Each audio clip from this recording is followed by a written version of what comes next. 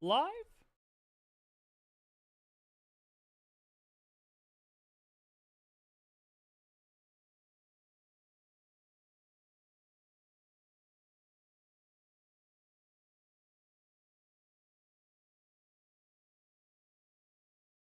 And we are live. Sorry, I had to flicker out and go black there for a second. Hi, everybody. Hydra, good to go to have you. Kid, good to go to have you. Sarir, good to go to have you. Infinite, good to go to have you. V, good to go to have you. How are we all doing? Not any music right now, so let me turn on some background music until there's something of note. But yeah.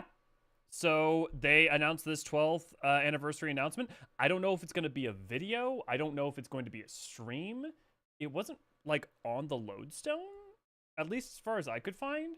So this may be short. That said, if it is short, there's a lot I want to talk about too. There's been a lot of recent Yoshi P interviews and stuff. So if you guys are interested in hanging around afterwards, we'll be talking a little bit about that.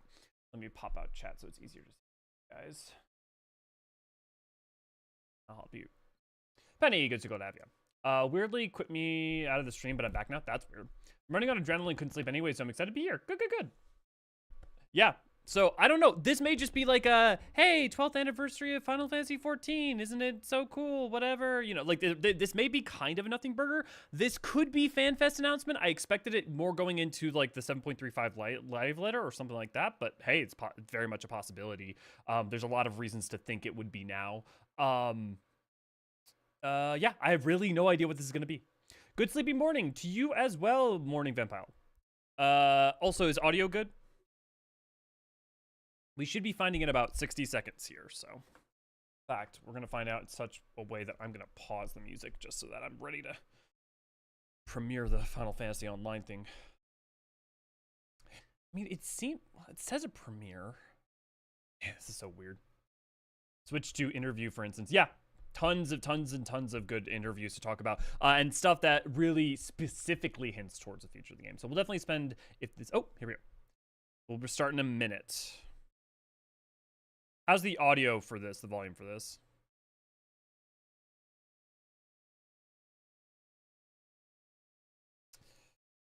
Hiring, good to go to have you. Yeah, sleepy stuff morning and not a Fanfest. And if not Fanfest here, I'd be around Tokyo Game Show, I figure. Yeah, it will be within the next month. It will almost certainly, unquestionably. No audio playing? Okay, that's good to know. How about now? That should probably be better. I didn't realize I had it muted.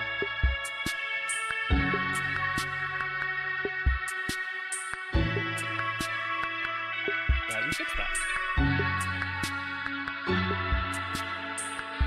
Audio good. Okay, well here we go. Now it's very loud. Turning it down.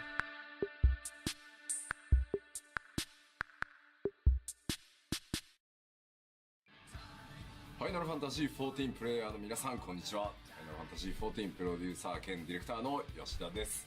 Looks like Tokyo. 本日8月27日は、Final Fantasy XIV が、申請を、Flora, 行わせていただいたその日となります。That's funny, Flora. A lot of people say, some people say that, but some people say the other way around. 8月27日をもって、Final Fantasy XIV なんと丸12周年を迎えることができました。Damn, good to go. ありがとうございます。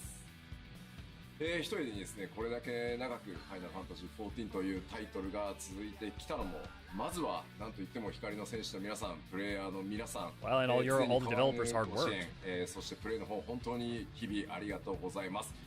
それだけではなくてですね、各パートナー企業の皆さん、プラットフォーマーの皆さん、本当に各企業様一人一人の I swear to God, if this is like just switch to stuff, it'd be funny. 全て仲間としてですね、Yeah, good to go to have you. 一緒に走ってこれたんじゃないかなと思っています。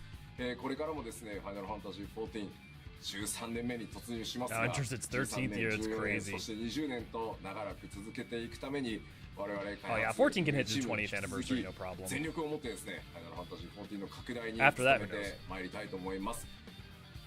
これからもですね、皆さんの知った激励と、それから熱烈な応援、そしてプレーの方を引き続きよろしくお願いできればと思っております。そしてですね、この記念すべき8月27日に、皆さんに一つお知らせがございますので、ぜひ He's got an announcement. 動画の方ご覧ください。Oh, he knows we know. どうぞ。Ah, it's Fanfest! It is Fanfest, let's go! Okay, when is it? So probably somewhere between February and April. It's gonna be somewhere between February and April for NA. Here we go!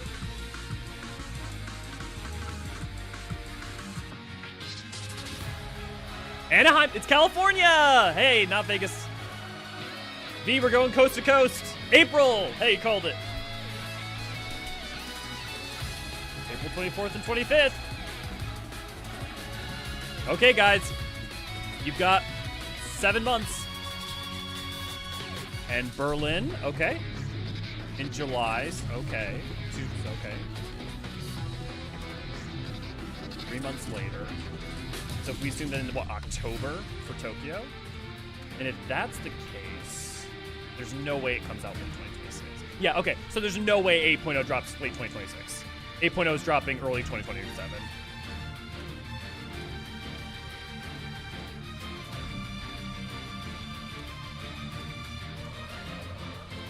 Yeah, it's literally a cross-country road trip for us coast to coast. We should go to Maine first, V, just so we can literally say we traveled across coast to coast. Yu-Gi-Oh! Good to go to have you. Exciting. If you want to join our group, we're going to have a group sign up for that when they put out the raffle. Final Fantasy XIV Fanfestival 2026、ようやくですね、皆さんに、その、まあ、Anaheim should also, as a location, work better. Not even just for the heat, but like just space-wise, it'll be better. まずは4月、アメリカを皮切りにスタートして、7月にはドイツ、そして10月には日本と、まずは3リージョンでお届けしてまいりたいと思います。ファイナルファンタジー14のパンフェスティバル、集まっていただく方すべて、14プレイヤーですし、そのプレイヤーの皆さんがですね、一堂に会して様々なアクティビティ If you haven't had a chance to go, I highly recommend trying. I mean, obviously, I'm sure a lot of people would want to, but... Oh, they've already updated the site. 自身でですね、14を全身で、楽しむというコンセプトでやっております。現在ですね、各国のコミュニティチームが皆さんに、素晴らしいファンフェスになるようにですね、全身全霊で、準備の方を進めておりますので、まだね、ちょっとファンフェス来れてないぞという方も、運よくですね、初回から全部行ってるぞという方も、とにかく皆さんが、最高に楽しんでもらえるファンフェスにすべく準備を進めておりますので、ちょっとね、まだチケットの発売等々は、情報先になりますが、まずは、場所とですね、それから大まかな日程の方をお知らせ、できましたので、ぜひぜひ皆さん計画の方にちょっと組み込んでおいていただけたらなと思います。Thank you. そしてファイナルファンタジー14ファンフェスをやるということはですね、次なる先のですね、未来に向かって14さらに、飛躍と成長していくことについてもより詳しくですね、お知らせできるタイミングが来るんじゃないかなと思っております。今回のファンフェス2026はですね、その勢いをそのままに間髪入れず次の大きな未来にこうつなげていけるように Ooh, I wonder if that... See, it's hard to always tell with Yoshi P whether that's meaning anything like out of what we expect or if some super new, like... I will... Okay, Tam, thank you for the 35 months. No, thank you. Japanese Fanfest for Dawn Trail was in January. Dawn Trail came out in July. So there's a 6-month lead time between the last one. 我々これからも皆さんと共に歩んでいく14でありたいと思っていますので、こちらのまあ初心をですね、忘れずに変えるべきところを変えてより楽しんでいただけるように全身全霊を持ってファイナルファンタジー14の開発運営取り組んでいきたいと思います。どうぞこれからも皆さんよろしくお願いします。それではファイナルファンタジー14プロデューサー兼ディレクターの吉田でした。Thank you, Yoshi. Why? I guess, look, I guess putting that announcement out at 3 a.m., everybody's going to wake up and they're going to see it, right? That's it. Okay. I'm going to replay that for a second in case there's anything to catch. Range DPS Blitzballer. Look, the one thing I'm going to say that for sure we're getting is a range DPS. Fizz range is the one thing I can promise you. So yeah, so January was Dawn Trail Tokyo. And what was it like? I forget when NA was, but it was basically late spring, early summer, or something. It was summer. So there should be probably about a year between NA Fanfest and the release.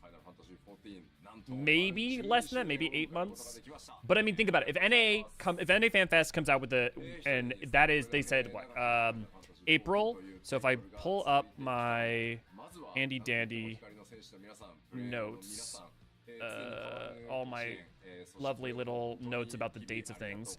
Yeah, so I predicted that we're gonna see 7.5 in April. That'd be interesting. So that historically we usually see the trailer and the like announcement date for stuff usually closer to 7.4. But I mean, maybe the 7.4, if the 0.35 and 0.4 are pushed back a little bit, especially if they wanted 7.4 to be in the middle of January, that would mean that 7.5 would come out like a week or two after FanFest.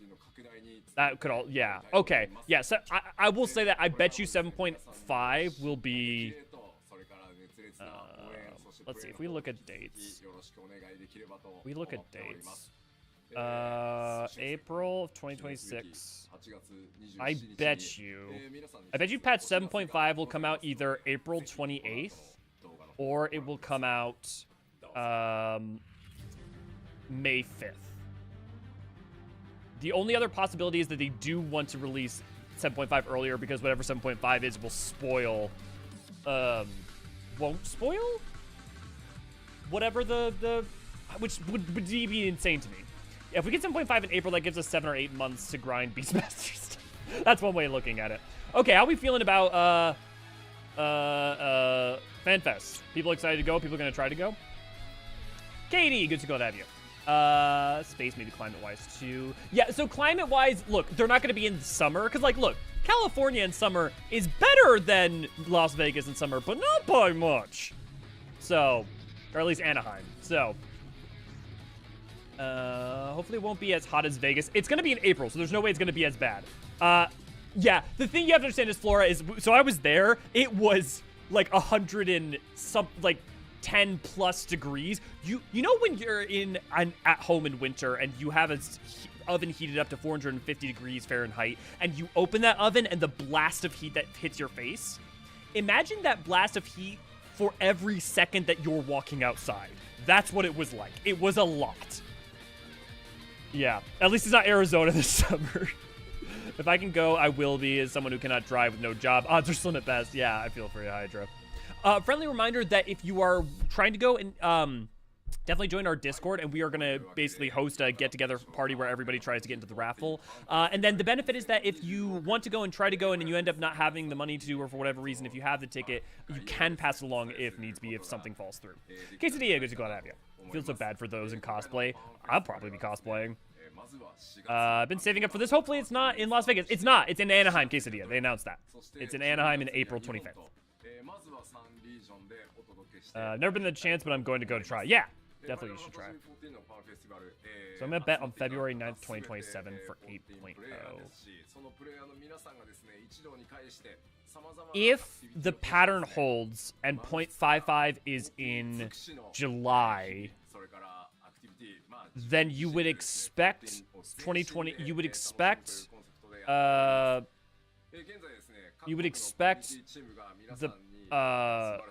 8.0 to launch sometime in between November and January. 8.0 speculation time? Oh, the 8.0 speculation's already been rife. Why do you talk about that? Jojo, good to glad to have you. I'm not gonna lie, when I woke up, it's morning for me and saw a surprise announcement, I thought it was gonna be something negative. Glad it wasn't. What would the surprise negative announcement be? I can't even fathom like them like having a surprise, like I genuinely can't even fathom what that would mean. And why bother having a setup for it? Okay, I want to scroll. I want to see what he says right back here a little bit about that. You can finally share an overview of FanFest coming 2026.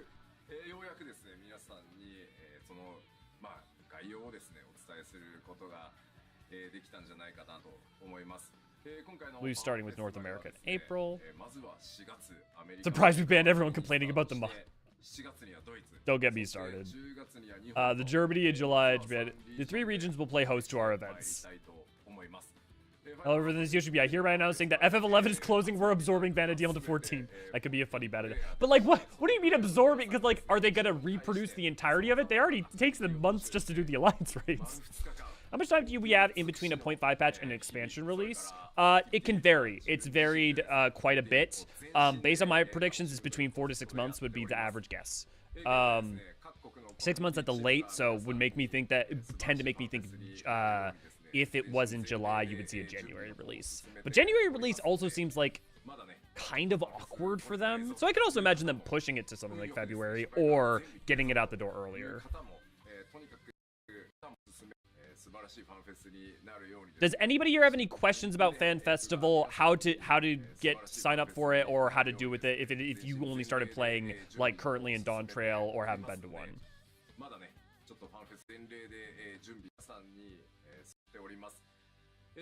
There's something specific he said. Well, 2 days, various activities. And provide an experience where our fans can bask in everything 14. I need to make a habit of putting out a lot more content. I would my dream is to be able to like do an interview for FanFest. I am nowhere near the size, and I'm not the crowd that they would pick for a lot of different reasons. But that is my dream. Ray, good to see you. Glad to have you.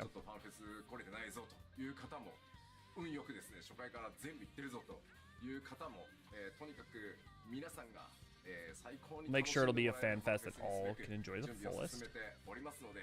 Like 7 hours travel from where I live. Canvas, if it makes you feel any better, I live in New Hampshire, so I'm literally on the opposite side of the United States. So it's going to be probably like a, how many hour car trip? I'm not going to pull that up on stream, but let's see.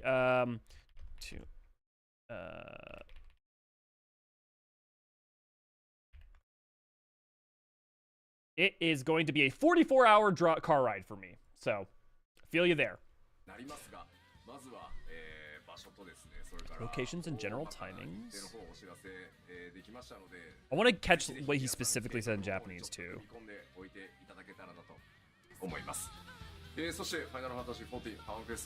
Sorry, give me a second. 先のですね、未来に向かって14さらに飛躍と成長していくことについてもより詳しくですね、お知らせできるタイミングが来るんじゃないかなと思っております。今回のファンフェス2026はですね、その勢いをそのままに間髪入れず次の大きな未来にこうつなげていけるようにですね、怒涛のスピードでお届けしようという計画で進めておりますので、ぜひぜひですね。Okay, I need to go check. After this, I'm gonna I'm gonna check some of the vocab, but like the implication there is like there are things that are going to be coming out at the time of FanFest, but I mean like 0.5 will be coming out, so I don't know like what would be crazy, but yeah, I'm very curious. 本当に、12年というですね、長きにわたりファイナルファンタジー14への、ご声援本当にありがとうございます。I'm gonna keep this looping in the background in case other people didn't get to see it. We'll be talking for a little bit. Sadly, there's not a loop function right now because it's a premiere. This would be my first. I couldn't do Vegas last time. Yeah. It varies, especially the last couple might not be indicative for Jester's vaguely reasons. Indicative of what? Time flies between... Oh, you mean patches. Oh, yeah. For specifically Endwalker. Dawn Trail and Shadowbringers, remember, dropped summer of 2019. So everything would have been on lock for that for the most part. I doubt... I would be curious how much in any way... No, I don't even... Lockdown wouldn't have even begun at that point, if I'm not mistaken. So, because it came out summer of 2019. Lockdown didn't begin until January, until the early part of 2020, if I'm not mistaken. Someone correct me if I'm wrong. How much time do they have in between the 0.5 to do that? My first year being on content, so I didn't anything. Yeah. You totally feel like ASMD. Someone brings up 8.0 speculation. Me, here's 372 very loose reasonings why I'm slightly confident in it finally being Mirror City. Yeah, exactly, Hydra. Time flies between batches, but Yeah, I have a question. Never knew about the FanFest until 2023 one, so how do the raffle sign-ups to the whole shebang? Yeah, so there will announce a raffle. They've announced the date. The raffle probably won't happen at least for a month. I wouldn't be surprised. What will happen is there's a website that they will put live. You sign up for it, and you get a chance to get a ticket. And then if you get that ticket, you can pick it up. If you are unable to afford that ticket or can't go, you can. There are ways to pass it to other people. Where to look this live and not. Sorry, Duncan. Good to see you. Glad to have you. Not sure what you mean by that. Oh man, do you think they'd make an S9 themed area like they did with Charlian in Vegas? Yeah. Oh yeah. I won't be surprised if there's. I'm definitely gonna do some 3D printing of some regulators, but I would be pretty surprised if there wasn't some Solution 9 flavor, electro flavored stuff in the back outside of the stage. Join our Discord, part of the community events. Thank you. Discord.gg/Eorzean archives. 7 hours of train travel here, and that's not factoring in Dutch. How far south y'all gonna be swinging if I could drive part that? That'll be through my area, to be honest. Yeah, probably not, Tam, especially because we're going more north. Beastmaster versus Blue Mage limited job PvP. Well, that assumes that they in any way would be comparable, and also you wouldn't want that because why am I forgetting? Freeze and ultra vibration for Blue Mage on the Beastmaster. Boom, you're dead. You know, you either would have to make Blue Mage not Blue Mage to make it satisfactory to fight Beastmaster, or you would have to make it incredibly unfun to play against each other. Started March 2020. Okay, yeah, so I'm not wrong. At least Shadowbringer's release time should not have been affected by that in any way. I feel like we just had Endwalker FanFest. Time really zooms by. Yeah, fun fact, that Endwalker FanFest was 5 years ago? Almost? So you can't just buy a ticket and be able to get in. No, quesadilla. Now, because they're doing Anaheim, they may have more capacity. We can let's check the we'll check the Anaheim Center. Anaheim, California. Festival they said where it was. Let me go back. They said it was specifically the Anaheim Convention Center. Okay, so the big boy.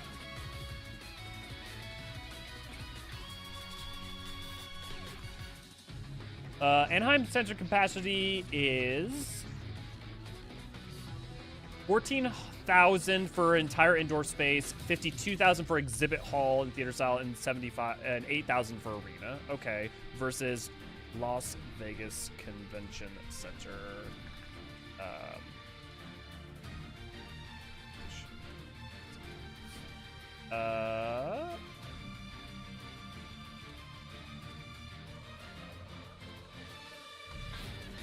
So this is interesting. Convention Center. Technically, if I'm reading this, like, the Las Vegas Convention Center might be larger.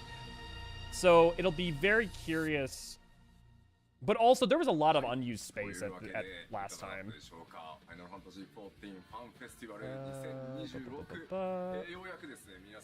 Okay, it's exhibit hall, 25,000 square feet versus Anaheim Convention Center is... Yeah, okay, so technically the Anaheim Convention Center is technically smaller. So, but I doubt we're actually going to see a lower amount of people allowed in. I used to go to the Anime Expo in Anaheim, California. It's a great choice to hold FanFest, and you're super close to Disneyland. Disney World's better. Don't at me. Romeo, good to see you. Glad to have you. I was literally talking to my mother right before the live stream. She's interested in going with me. Could I order multiple tickets, or is it only one per raffle win? As far as I know, Penny, you would both have to do it. Now, because we're not in the height of Endwalker Mania, there's probably a better chance you can get in. And I would also say, again, sign up with friends who want to go. And you know, and if they're unable to for some reason, you can potentially pass the ticket. So like you can both sign up. More capacity and more competent security. I mean, security wasn't terrible last time. I mean, I saw cases where people didn't get the help they need, but that was more just because there was a lot of organization struggles for a lot of different reasons, both from size and also communication. Oh no, I mean the Fanfest in Endwalker for Dawn Trail. Oh, you mean the Dawn Trail Fanfest? Okay, I wasn't playing yet 5 years ago. All right, it's 3 a.m. I didn't even know this was happening. Saw the thing on my phone. Check it out. Sleep time. Good night, Tim. It was 2 per raffle last time. Was it V? I totally forgot. Okay, so it is 2 per raffle. Then you would be able to. What kind of raffle? No. Yu-Gi-Oh! That's the raffle for getting the tickets. If I get to go, would love to meet up with you in IRL tea tree. Yeah, that would be a bunch of fun. We'll have to, designate a tree for as the official real-life tea tree. There will, you know what? Let me go into the lodestone. They probably have an update with some of the information, with more information on this.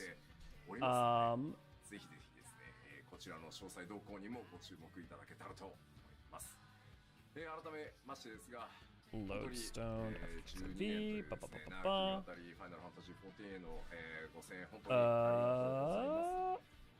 news. No, they haven't updated yet. Okay. Fest 2026.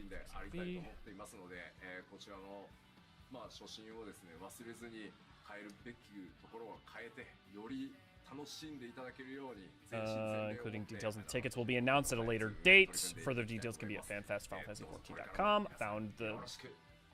Okay.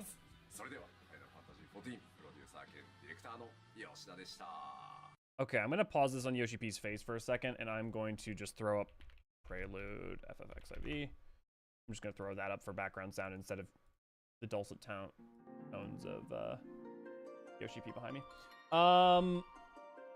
Okay, Anaheim, we know that. Do you have anything? No, they didn't provide any more specifics. Literally just the dates right now. Seeing if there's absolutely anything else. Does not look like it. What if I go onto like the social medias? Any announcements?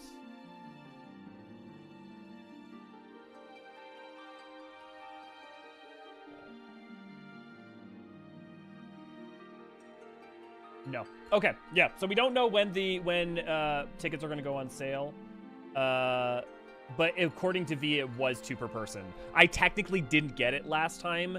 I believe did you get it and we both had it, or did I think someone gave me their ticket because they couldn't go, if I don't remember. They don't announce the new expansion until the Japanese Fan Fest, right? No, they do. They announce it at the NA. We will get it at the NA Fan Festival.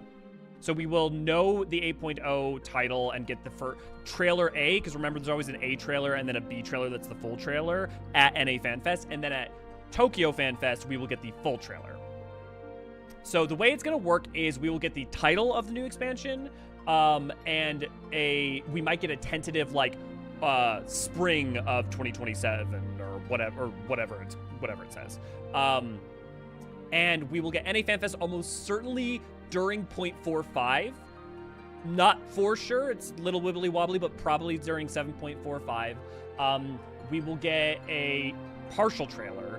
So for example, if you remember when the Dawn Trail trailer came out, they didn't have Krile with Pictomancer, all those things going on in the background, the little sprite guy. It was just the first half with us fighting Glul Jaja and Istinian and all that. Is the expansion likely to be released in 2027? I would say it is a 75 to 80% chance that it will be released in 2027, maybe higher. Technically speaking, if I'm right about my predictions, and so far my patch predictions have been correct within a week or two, we would see 7.55 somewhere in July. And since you're not like that means that they have effectively 5 months.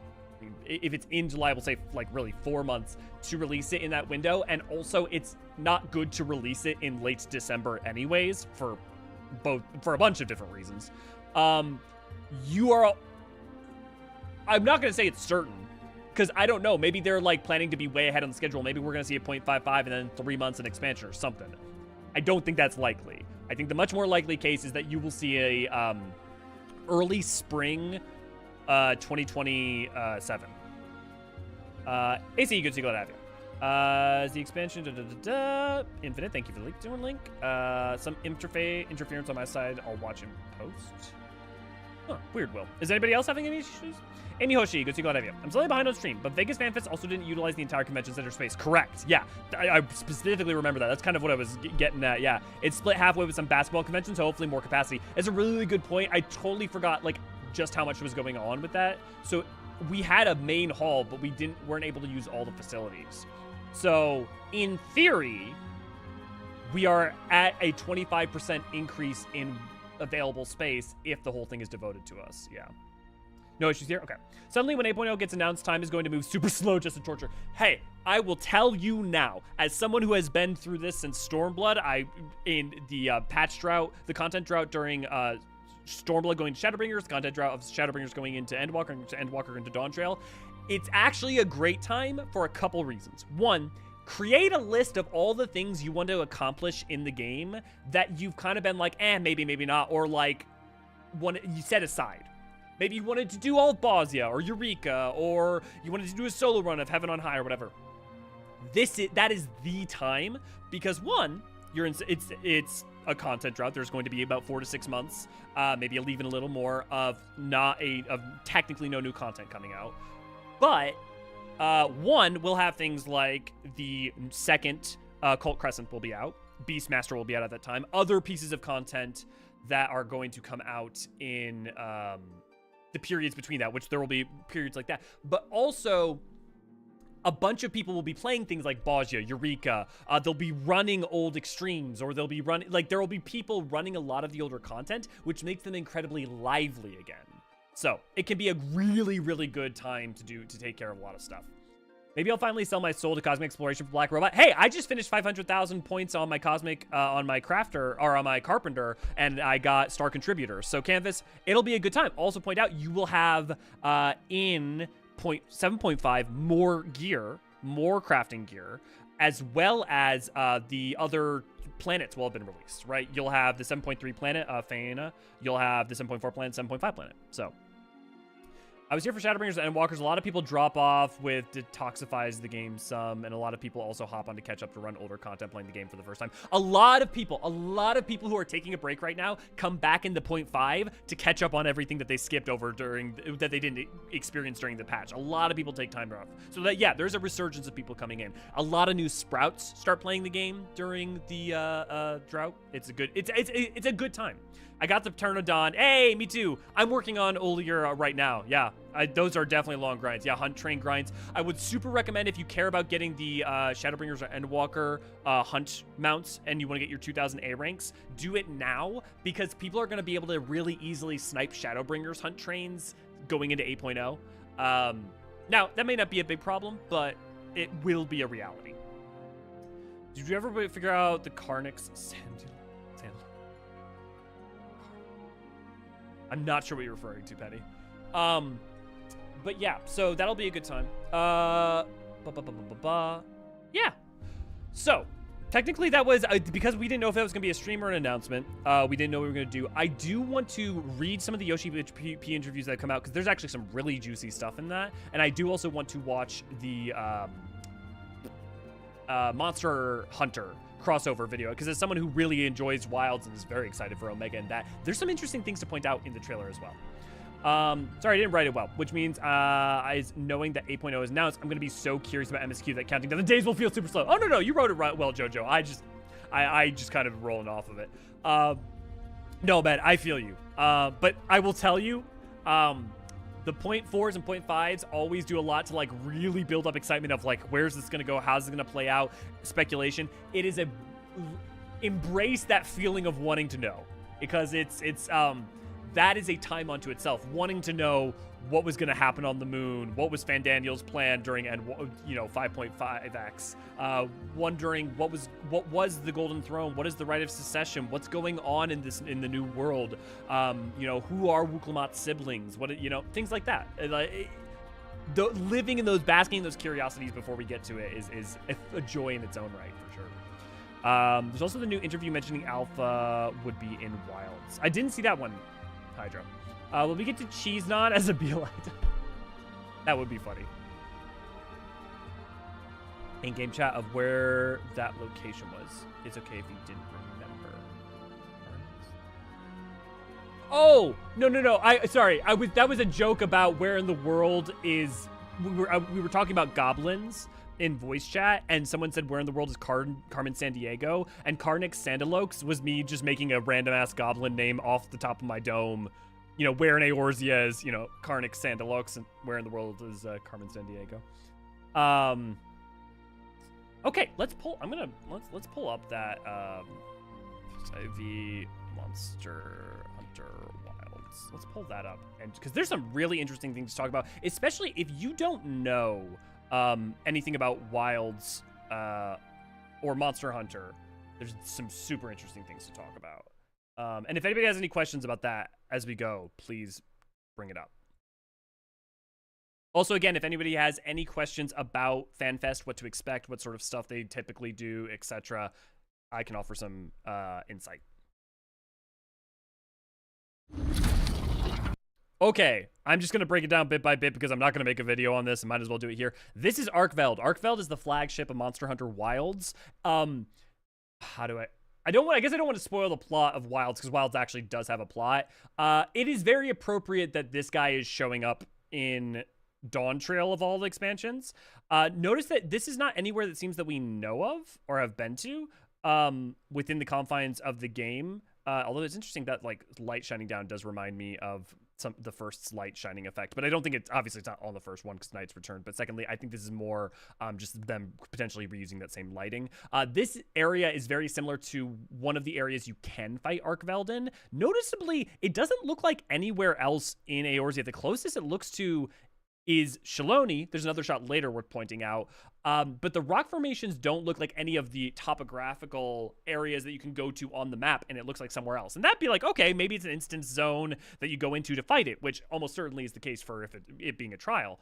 There's something else that's really interesting to point out, though, and I'm going to go... So, this is a Sacred. Sacreds are definitely not Monster Hunter copying Final Fantasy's homework on chocobos and or watching Star Wars Episode 3 Revenge of the Sith and thinking that thing that Obi-Wan Kenobi was riding on Utapau was rad as shit. These guys can glide. They're rad. They're awesome. They're like chocobos, but for Monster Hunter. And we're getting as a mount. This is clearly the Sigoli Desert in the background, so this is Southern Thanalin. This is Arkveld. This is almost certainly where we're going to fight it as a trial. Again, we're somewhere in a crevasse. If you notice in Shaloni, obviously you have the part of the gap underneath. Oh my God, not war. Zorgor, the Boundless, the giant, that sort of chasm, the Stardust Rend area. If you follow along that, maybe it's possible that it leads into somewhere like this or just some other area that's slightly beneath Shaloni. Now, again, the reason I bring up Shaloni is, one, it almost certainly is going to be in a Dawn Trail location. Not for sure, but almost certainly, in my opinion. More evidence to come. This. So, I am forgetting their name, but these are the Pteranodons, not Pteranodon, but it's a Terali Pteranodon. This is Shaloni. You can even see the ceruleum over there in the corner. This is probably us. Arkveld has killed this and sapped it of its energy. And new mount legally distinct chocobo. We have a sacred already for that. So clearly we're tracking it down in Shaloni, and there's another shot in a second that we're gonna see. This. So this is it flying away. This is Shaloni. I know both because I know these shrubberies. That the rocks here specifically are from Shaloni, but also that sandstorm effect is not in a lot of locations, and in specifically the way it's showing up is, I think, only in Shaloni. There's technically, I think a version of that dust storm exists in Diadem and might somewhere else as well. So everybody on Sacreds over in Limsa, nothing crazy there. Everybody in the South Shroud on Sacreds. The Azim Steppe, which is kind of funny because the Azim Steppe is where we fought Rathalos. If you didn't know, this is actually the second trial that has been permanently added to Final Fantasy XIV that's from Monster Hunter. If you've never done it, Monster Hunter World had a crossover with 14 where they allowed us to fight a Rathalos that was in the Azim Steppe. It's a lot of fun. It's very cool.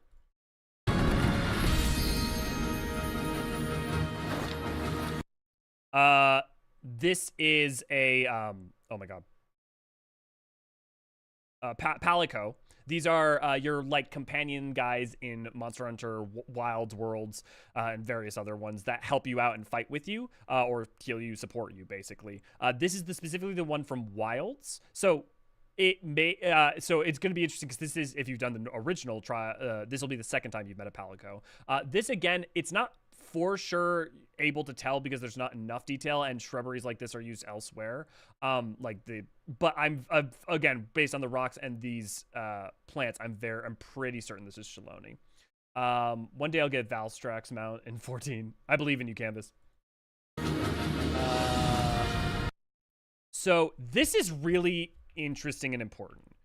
These rocks are not anywhere in Shaloni that I know of. Like there's not a place where there's this wall and you can even see like you can see higher elevations even in the background. Why that's important is that we're flying, or at least gliding. Why is that important? Well, there's not, someone correct me if I'm wrong, but there's not precedent for a map instance where we do flight. Not one of the 6 maps for an expansion. Another talking cat. Yeah, I say as I'm a goddamn Rothar. Nemesis, good to see, glad to have you.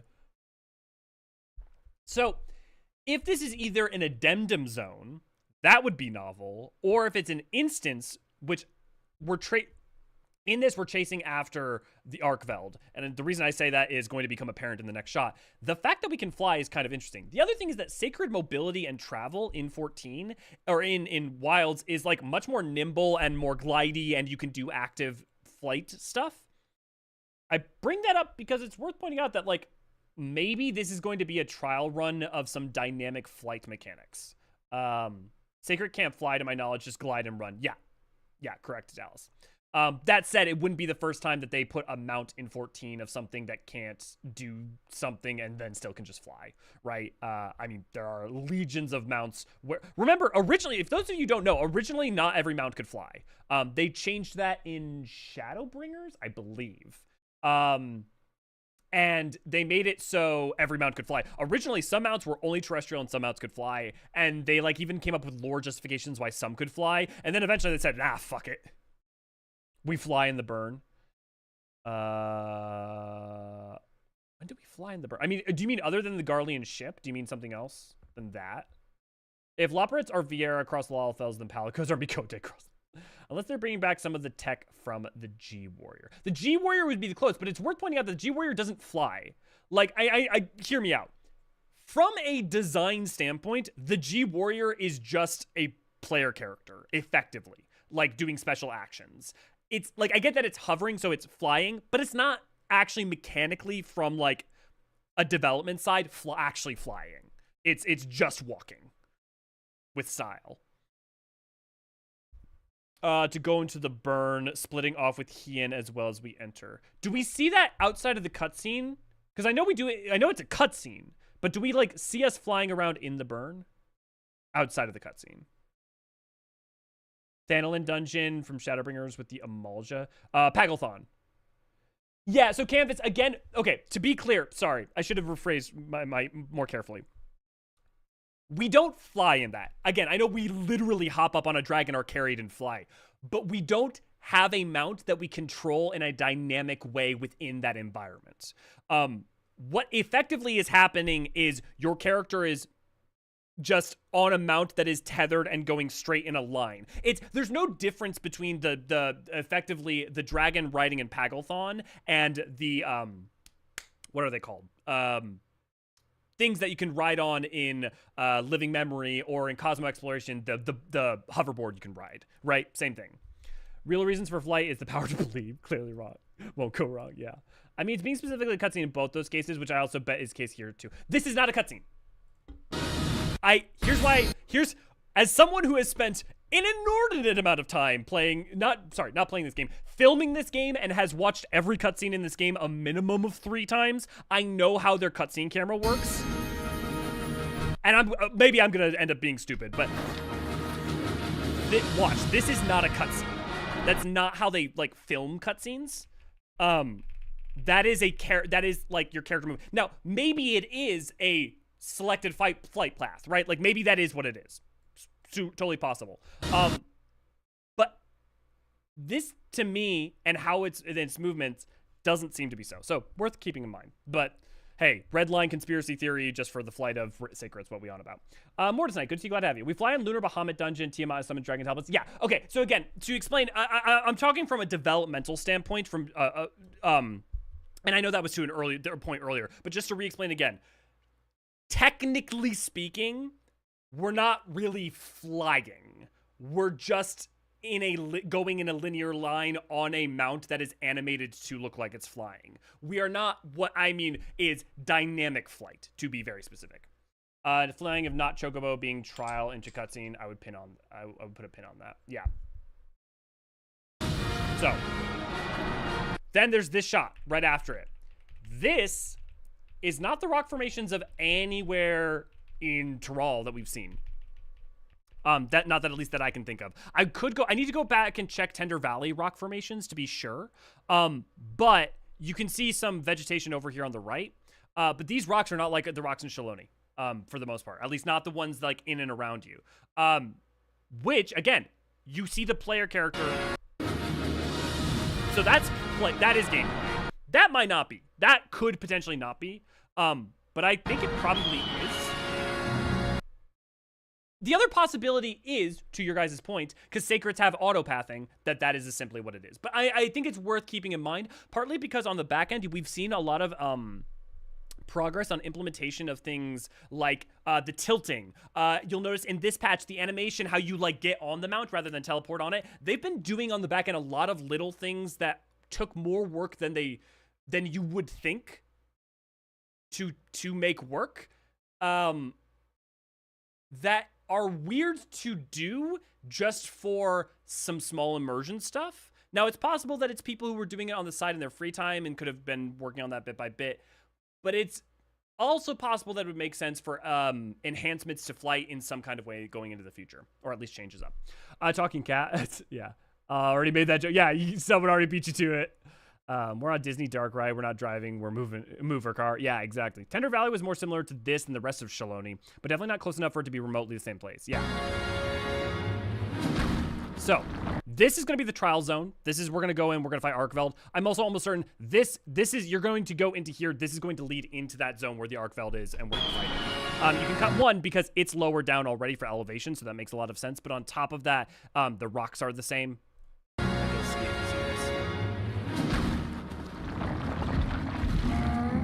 And then it also makes sense why you can see the top.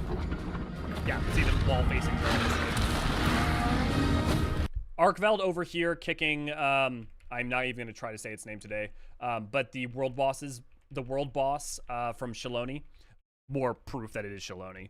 Well, this is clearly happening in Shaloni. That's just 100%. But this is the world boss that you can fight in Shaloni.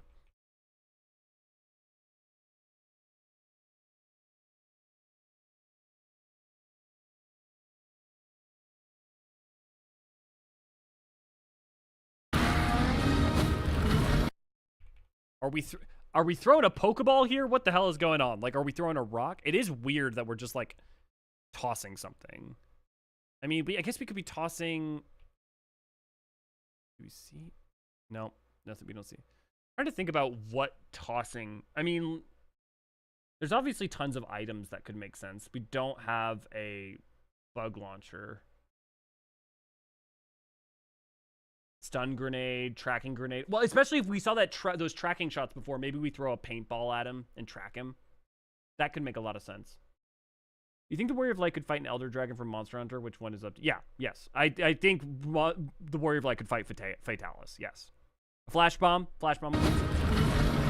This is the trial zone. This is definitely the trial fight for him. The only question to me is whether or not there's also a solo instance. There's a UCP interview that kind of heavily implicates there will be a trial and an EX, just like Rathalos had.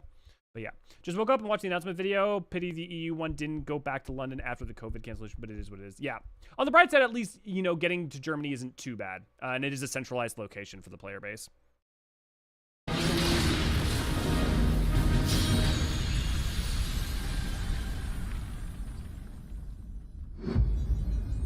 So, early October, so we're getting it during 3.5.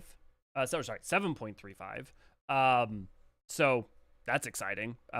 Put it down for what? Basically a month and a week. Because remember, early October for them means the first 10 days. So there is what? Like literally 6 weeks. You got 6 weeks until it comes out. So I can't believe we got to kick this thing's tail. But yeah, so Chocobo, Sacred, Cactar. God, I love him. Also, if you have never watched the Monster Hunter Worlds crossover with Final Fantasy XIV, they got Behemoth, and let's just say there's some other things that happen in it that are quite funny. You should definitely go watch it. There's plenty of people who have it on YouTube. Yeah, October 6th would make sense. I'm assuming that's the Tuesday, Penny. The other thing I want to pull up now is I want to pull up the Monster Hunter crossover. Also, did I miss anyone's? We fly in the burn. Another talking cat. Better than Shaco's as hunting companions. One day I'll get Valstric. I wonder if this is what the Shalomini cave painting was leading up to. I doubt it, Paul, only because we know that the plans for this came about a year ago when they went drinking, which is funny because literally when that happened, we went like, oh, they're fucking planning it, and we were right. And a year ago would have been after 7.0 came out. Because 7.0 has been out for over a year, worth remembering. Because July, if I'm not mistaken, right? Just in time for Melbourne International Games Week and PAX Aus. I know there's no 14 stall, but I know there's going to be a huge Monster Hunter presence at the show. Yeah. Definitely for sure. Okay. Also, I can explain any of this within Monster Hunter context. And also, Omega was such a good choice for so many reasons for this.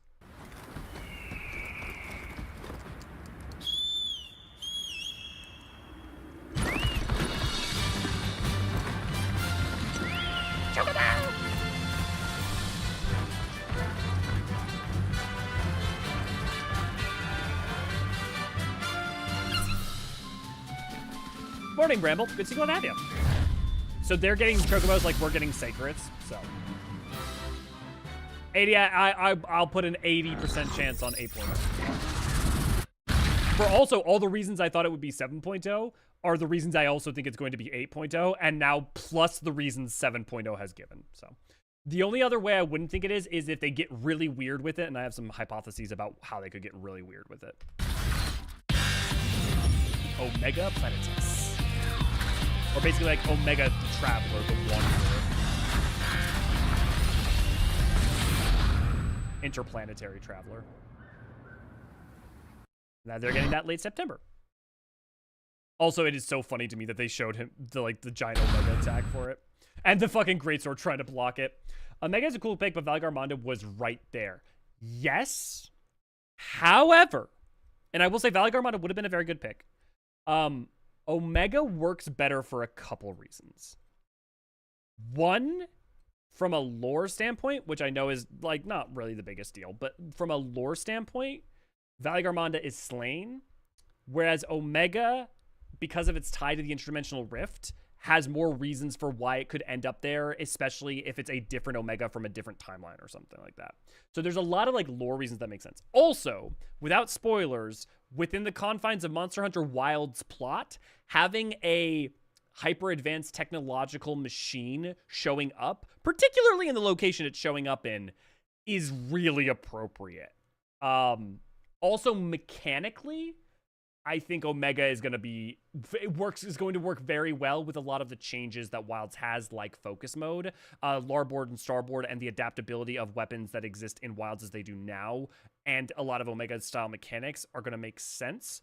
Also, it's hard to adapt some of the coolest things about Valigarmonda without a Holy Trinity. For instance, how do you adapt Mountain Fire when you don't have a tank healer and DPS, right? Without it effectively just not being only Mountain Fire in name. Because not everything can guard, right? Expect Omega Planetes to be weak to thunder damage weapons. They have no jammers to help them. Yeah. The Wilds dev wanted Omega according to the interviews, lots of Omega fans. That also makes sense. Yeah. I mean, them wanting Omega, I think, also makes a lot of sense. Just, like, knowing that dev team. Where do we go? No more running. We have secrets to carry us. Omega's cool pick. Hey, Soken, want to do another Escape remix? Soken, do I? I have a gambling problem. Love the horse bird. Spent my last gil on Quay Rep. Sacred reskin of Chocobo. Monster Hunter Wild Chocobo reskin of Sacred. Yeah, exactly. I hope y'all have learned Larboard and Starboard at this point, and also have learned muster bombs and every other mechanic. I will say, it is very funny to me that Xbox and everybody else was memeing on Larboard and Starboard the second this came out. Yokai Watch event for the 4th time. Honestly, I wouldn't be surprised at some point if they just put the Yokai Watch stuff in the store. Because like that's what they do with defunct stuff. Like any event that they're not going to run again, and they just put it in the store. Which I'm thankful for, because it means that it's you're never ever like going to be fully locked out. Like frankly, I wouldn't be surprised if we see the Regalia in the store at some point. I don't think the Diva can sing his game. But yeah, okay. Cool.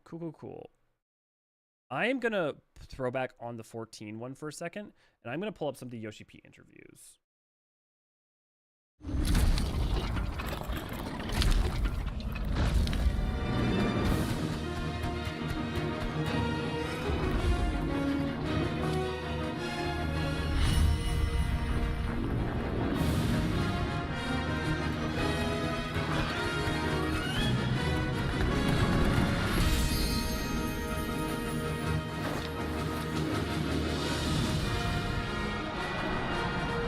I really hope this is set up for a dynamic flight. I don't know if I'm just full chromium.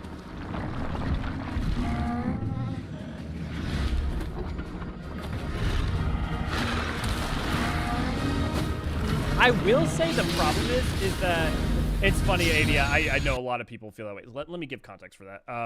Rathalos set Monster Hunter Wilds. So let me show you what the Rathalos set looks like in Monster Hunter. That is not a good image. So you've got versions like this is from World. No, this is Wilds. Yeah, this is Wilds. So you've got well, here. This is like the classic Rathalos set. And then Rathalos set FFXIV. This is the Rathalos set in 14. I know people say they butchered it. I don't know if I would say it butchered it. I say they like altered it. But the thing is, like, Monster Hunter has done a lot to a bunch of times, has like made a really fabric-y version of stuff. But I do agree that it's not successful at like what the energy of it is. Ironically, the female one is. I think with a lot of, remember that came out in Stormblood. A lot has changed in the game on what they can do and what they have done since then. In a myriad of ways. So I don't think they'll butcher it. Will it be slightly different still is a question.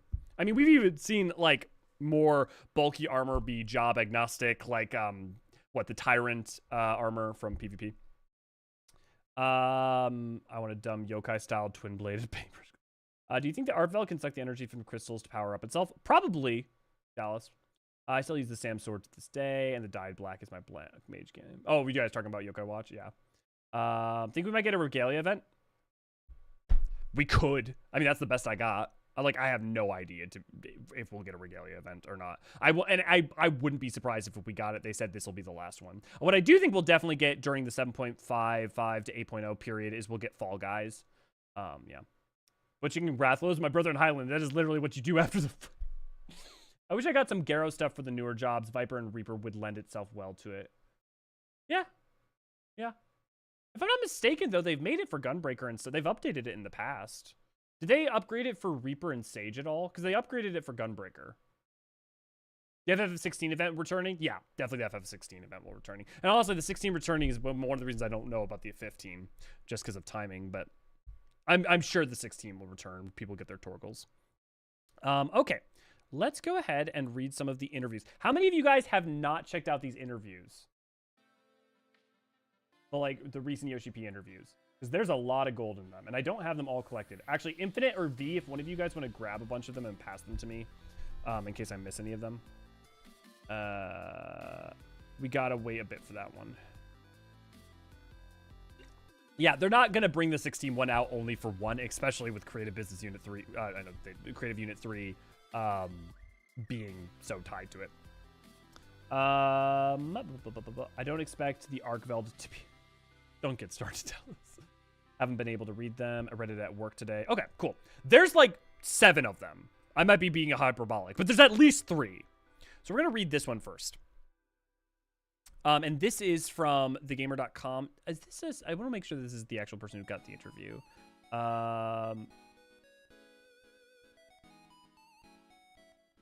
Yes, okay. This is them. Cool. So if I'm wrong, forgive me. But gamer.com, definitely make sure to check out the main article itself. Hot on the heels of patch 7.3's launch, I was able to sit down with Final Fantasy XIV producer and director Naoki Yoshida at Gamescom, and you better believe I tried to get a few answers and clues out of him about that character's appearance at the end of the latest patch and those cryptic final lines. Pre-warning, if you have not played patch 7.3, there are going to be spoilers in us discussing this, so just be forewarned. How do you feel about Yukio?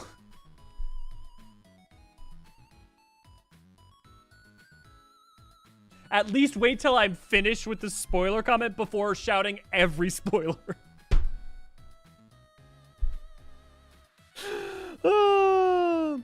When is the producer live letter? We may see. You could ask the same question in a second, Yukio. The producer live letter will be for. We'll see one for 7.3. In. Let's see my calendar. 7.35. Would be 2 months, so 8 weeks after August 5th. So we'll see it probably in 5th. We might see it in early October. We might see it right before, or right before, either early October or late September, right before Arkfeld. I wouldn't be surprised. You're good, Yukio. So the story is finished. Does that mean the next patch will be about Mirror City or possibly dimensional travel? Let me start reading the article, Bramble, and we'll get into that. The answer is, if you have, to preempt this a little bit, in Final Fantasy XIV, there are 2 types of ways of them doing the patch content. They are self-contained, or 0.1 to 0.3 being an epilogue, 0.4, 0.5 being set up. The 2 examples of self-contained are A Realm Reborn and Endwalker, where you have the Void Saga in Endwalker, and you have the primal betrayal. It's not as clean in that, but you effectively have honestly, A Realm Reborn is kind of like both at the same time in a weird way. If anything, A Realm Reborn is arguably actually is an epilogue, because 0.1 through 0.3 are about the primals, and 0.4, 0.5 is more about the setup. But anyways, this is not the point. For the most part, if we talk about 3.1 through 3.3 is the epilogue to Heaven's Ward. 3.4 to 3.5 is the pre-setup into Stormblood. 0.1 through 0.3 is a pro-epilogue to, or third act, however you want to frame it, for Stormblood. 0.4, 0.5 is set up for Shadowbringers. 5.0 is the same with 0.1 through 0.3 and then 0.4, 0.5. What we are getting in Dawn Trail is the same as 3.0, 4.0, and 5.0. Where the 0.1 through 0.3 is the epilogue to Dawn Trail, and the 0.4, 0.5 will be a more specific and clear setup, to the point that after 0.4, we will have a pretty strong sense, not a certainty, not a like we're going here, but we will have a pretty strong sense about some of what the energy and vibe of 8.0 will be off of that. So if we're going to Mericidia, we would start to get more hints towards that. If we are getting real fucky-wucky with it, to use an official term, we would have a stronger sense for that. What I would say is go play 5.4 or 4.4 or 3.4 and like look at those, and then look at the expansion that followed them. So 3.4, you have the Warriors of Darkness, right? Technically, that's it. Only that is kind of both setting up Shadowbringers, but also you've got the stuff with Lys coming back and Papalymo. And so the Griffin and all that starting to rise up. You have in 4.4, that's when we get Emmett first introduced, if I'm not mistaken. And at the very, very end of that patch. And we're starting to get, that's when I believe the first Scion disappears. I believe that is when Thancred disappears, and maybe Y'shtola and Urianger. I don't know if they're actually in 4.5. It's been a while. But so that's when, when that starts to happen. 5.4, you get Fandaniel and Xenos starting to move their plans and starting to get things going. You have 5.4 in terms of a dungeon is Matoya's Relic. That's also where you have the Vilbrand and kind of wrapping up some plot points from earlier stuff, so going into the climax. We're going to Mirror City. Remember to bring a flamethrower and unlimited gasoline because of all the giant bugs. Yeah. Well, we didn't know we were heading in the first to the first in 4.4, but we knew there was some time world shenanigery happening, leading us to new places. Yeah, exactly. Utility Oriange is right before the final 4.4. Okay, that is what I thought. Thank you, Ryder. Mirror City is not just Fantasy Australia. It's Fantasy Australia, Ancient Egypt, Imperial March, and Intensifies. Where'd you get the Ancient Egypt side of it from? Because, I mean, North Africa would kind of make more sense. But, I mean, none of the Warring Triad is. The Kepler masks and other elements that we get. Yeah, I'm not so sure about the Ancient Egypt stuff. But you'll have to let me know. Maybe I'm missing something. Haven't been able to read it. Blah, blah, blah, blah. Actually, this is kind of some good preliminary things to talk about before we read this article, because it's going to be relevant in this article. Be very curious to what your thoughts were on that, Nemesis. Okay. North Africa, insert felt theme from FF6. Yeah. Well, again, Warring Triad, right? I mean, if you look at what some of the elements and some of the inspirations are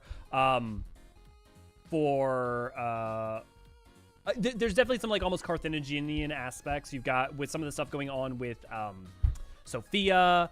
Yeah. I thought there was a pyramid of minion or something. Yes, there is a pyramid minion. I will point out that pyramids are not strictly ancient Egypt only. But yes, there is a pyramid minion that came out in, I believe, 5.x. Yeah, the Ben Stone. Summon Ben Stone minion for when you need to top the stone pyramid scampering around after you. Long ago, the men of Mericidia built great stone monuments in the image of Ben, a mound of myth whose name means eternity. The object is the top piece of such a structure, but none can say how it came to be in the dark depths of the faraway sea or why it has legs. The thing about that is the Ben Stone, if I'm not mistaken, is not... Here, wow. We'll check it later. But yeah, I'm not saying that there's not Africans elements for sure, which would include Egypt.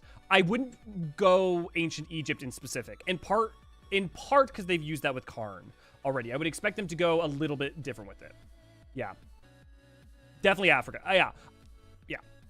It's interesting because there's also some like the masks, like the Peli. I'm forgetting what it's named, but the where it's hard to tell for certain, not knowing enough, if it's more Aboriginal inspired or more African and South African inspired too. Yeah. Weirdly enough, geographically, Africa is Eorzean. Yeah, I mean, geographically speaking, you would like Hydaelyn would be the main inspiration point in that. That's I think why you see places like Karn there, right? Like we don't have an actual Africa south of us in any meaningful way.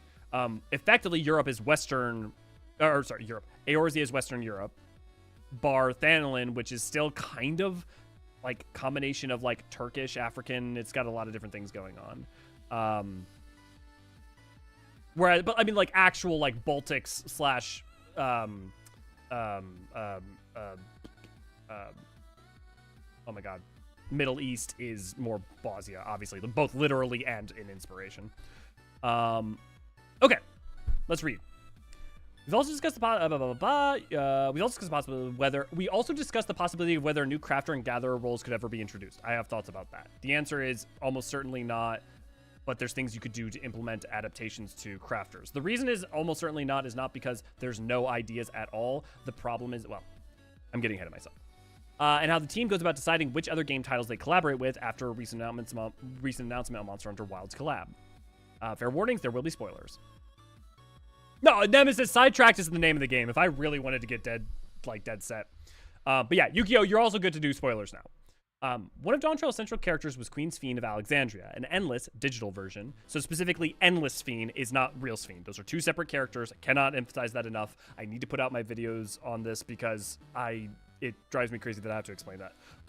Created from the memories of the original Sphene, who lived many years prior before succumbing to Levin sickness. One of Dawntrail's main themes was grief and the acceptance of loss, and as part of the expansion finale, we as the Warrior of Light had to switch off the stunning living memory locale that housed the digital versions of deceased characters, and defeat Endless Sphene in the process to achieve a bittersweet victory. However, in Dawntrail post-launch patches, the original Sphene has since made an appearance, after unknowingly be kept in stasis all these years. And as of patch 7.3, Living Memory has been returned to its former glory, albeit with more natural light. Okay, clarification there. Living Memory's systems to function the glamour have been turned on. The Endless systems are shut off. The Endless are not still, like, all the systems that keep the Endless alive have been shut down, but the systems that power the glamour, that take Levin energy from the ninth and power the glamour that is the like rainbow effects and everything looking on, is now turned on. That is what happened, to be clear. It's not just straight turned back. That's also why you see the night sky differently. Why you can now see the sky.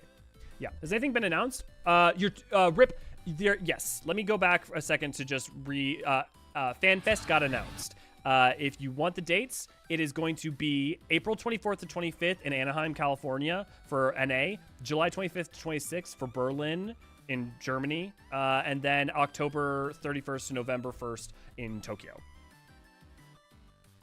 Okay.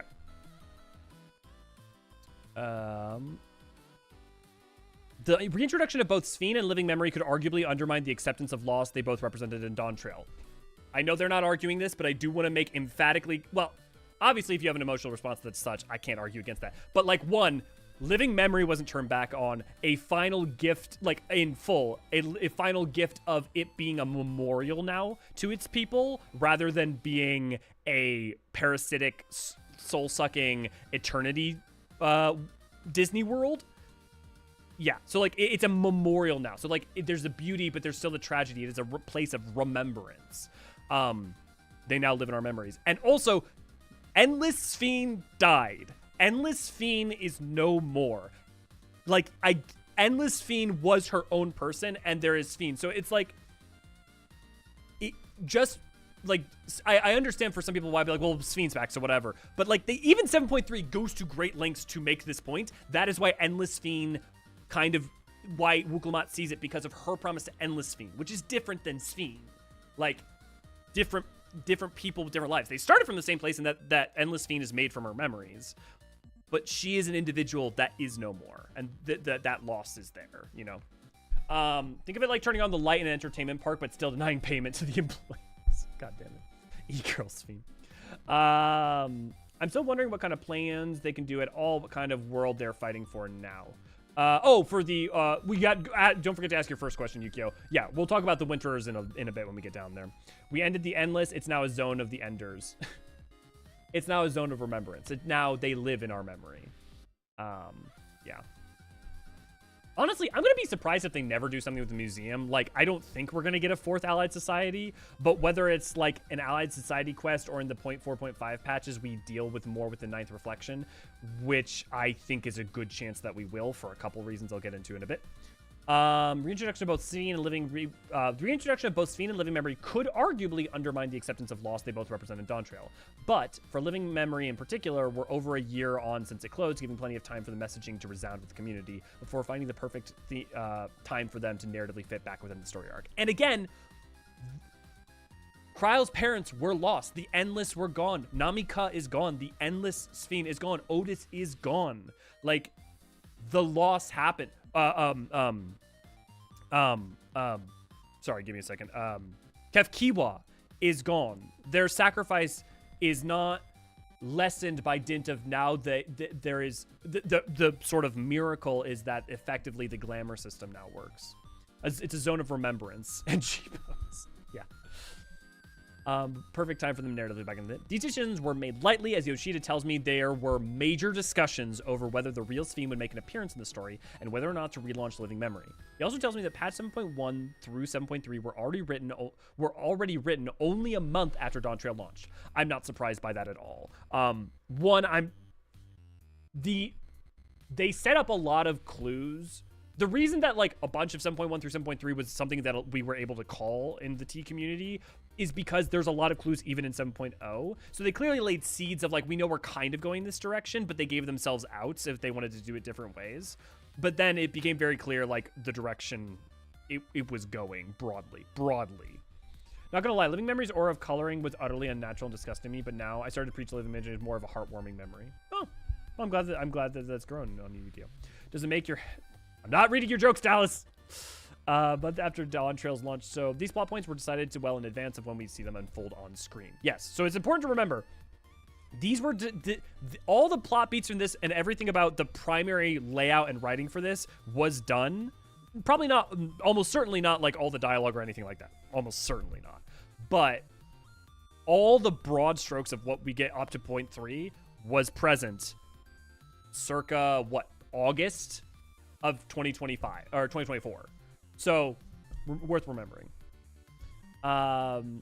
Truth be told, I was against the idea of the real Sphene suddenly making an appearance back at that time. The Sphene that makes an appearance at 7.0 is a clone, which was, well, is an endless, which was cloned from the memories of the real Sphene. And the original Sphene was in a deep sleep. I felt that after defeating the clone Sphene at the end of 7.0, if the real Sphene returns with the exact same face and so early in the story, I felt it would come across as cheap, and players would be thinking, well, just what was the Sphene, that Sphene we just defeated just right now?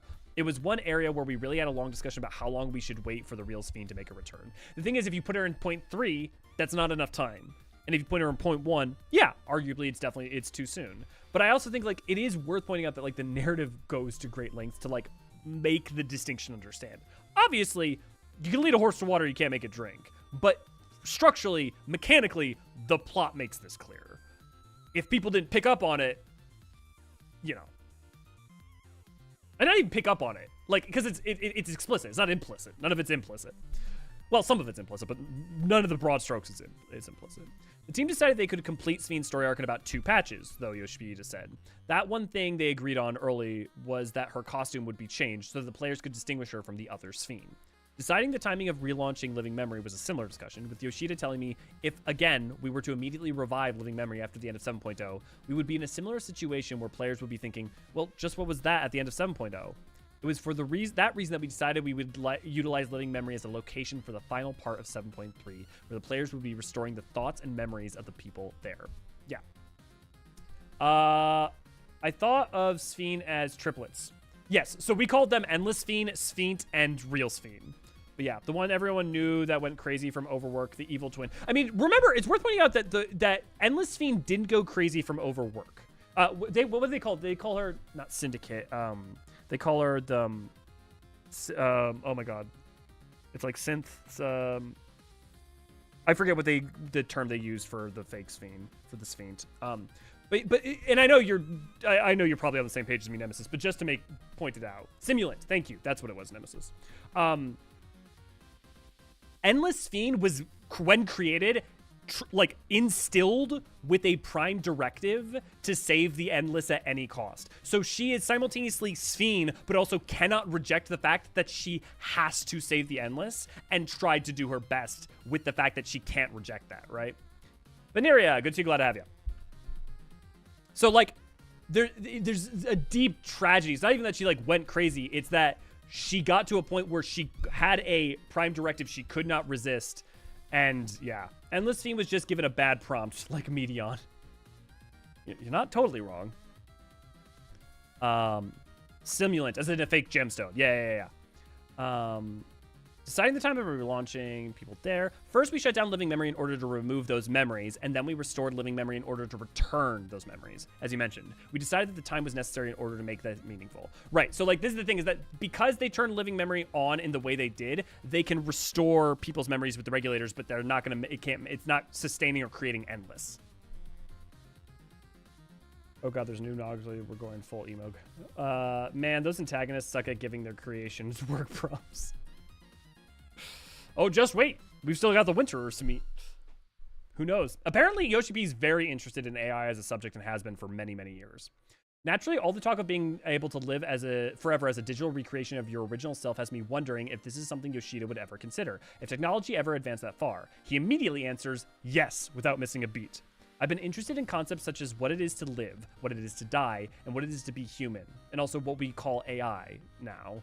What is the meaning behind that? I've had the interest for about 20 years now, and I often read science magazines, and I'm also studying technological trends and such. I don't think it's a question of whether it's good or bad, but when I consider myself as a human being, maybe 20 years or 30 years later, our selves will eventually die, and we can't avoid that fact, the fact that we will eventually, well, our lives will eventually come to an end. If there is the possibility of transferring ourselves into a digital format, and to transfer our thoughts and our minds, I think there's a possibility of doing that if it would be for the benefit and good of people, that being the operative key term there. And also, if you like that idea, I would ask you at least go play Soma first. However, Yoshida does clarify that if there was a situation where the physical version of himself and a digital version of himself were around at the same time, that he didn't think that it would be a good thing, and he would want to avoid that. Patch 7.3 puzzle. One of the things I enjoyed the most about Patch 7.3 was the puzzle involved in the Calculated Evolution main scenario quest, where we had to piece together clues from our companions and explore the surrounding area to solve a series of puzzles in order to progress further. Yoshida tells me the team also found implementing the puzzles really fun and a new challenge. I loved this. My only problem is I wish the puzzles were a lot harder. I know they shouldn't make them a lot harder because some people were struggling with the puzzles in this, which is kind of crazy to me because they basically solve themselves. But like if they made them harder, they would be a problem, you know. The locker, yeah. So Yoshi has played Soma, yeah. Dontrell out here with an existential crisis. I mean, Jojo, name one expansion in this game that has not had an existential crisis as some part of a major plot beat. I feel that in fighting us, it proves us we were worthy enough to keep the key out of the malicious hands. Fiend found us her best choice and holds such power to affect, or is it just me? No, does that make sense? Yeah, AC. The winters are coming. Insert yeah. Yeah. Main those main those antagonists. If you don't play Resident Evil, then I suppose the puzzle would be hard. Yeah, the other thing is someone on the dev team is very into Resident Evil right now, and it shows very much. We wanted to make the story of the game more realistic, Yoshida explains, telling me that they didn't want us to just have a situation where people were just talking on and on, but instead have players experience the story and uncover the answers themselves.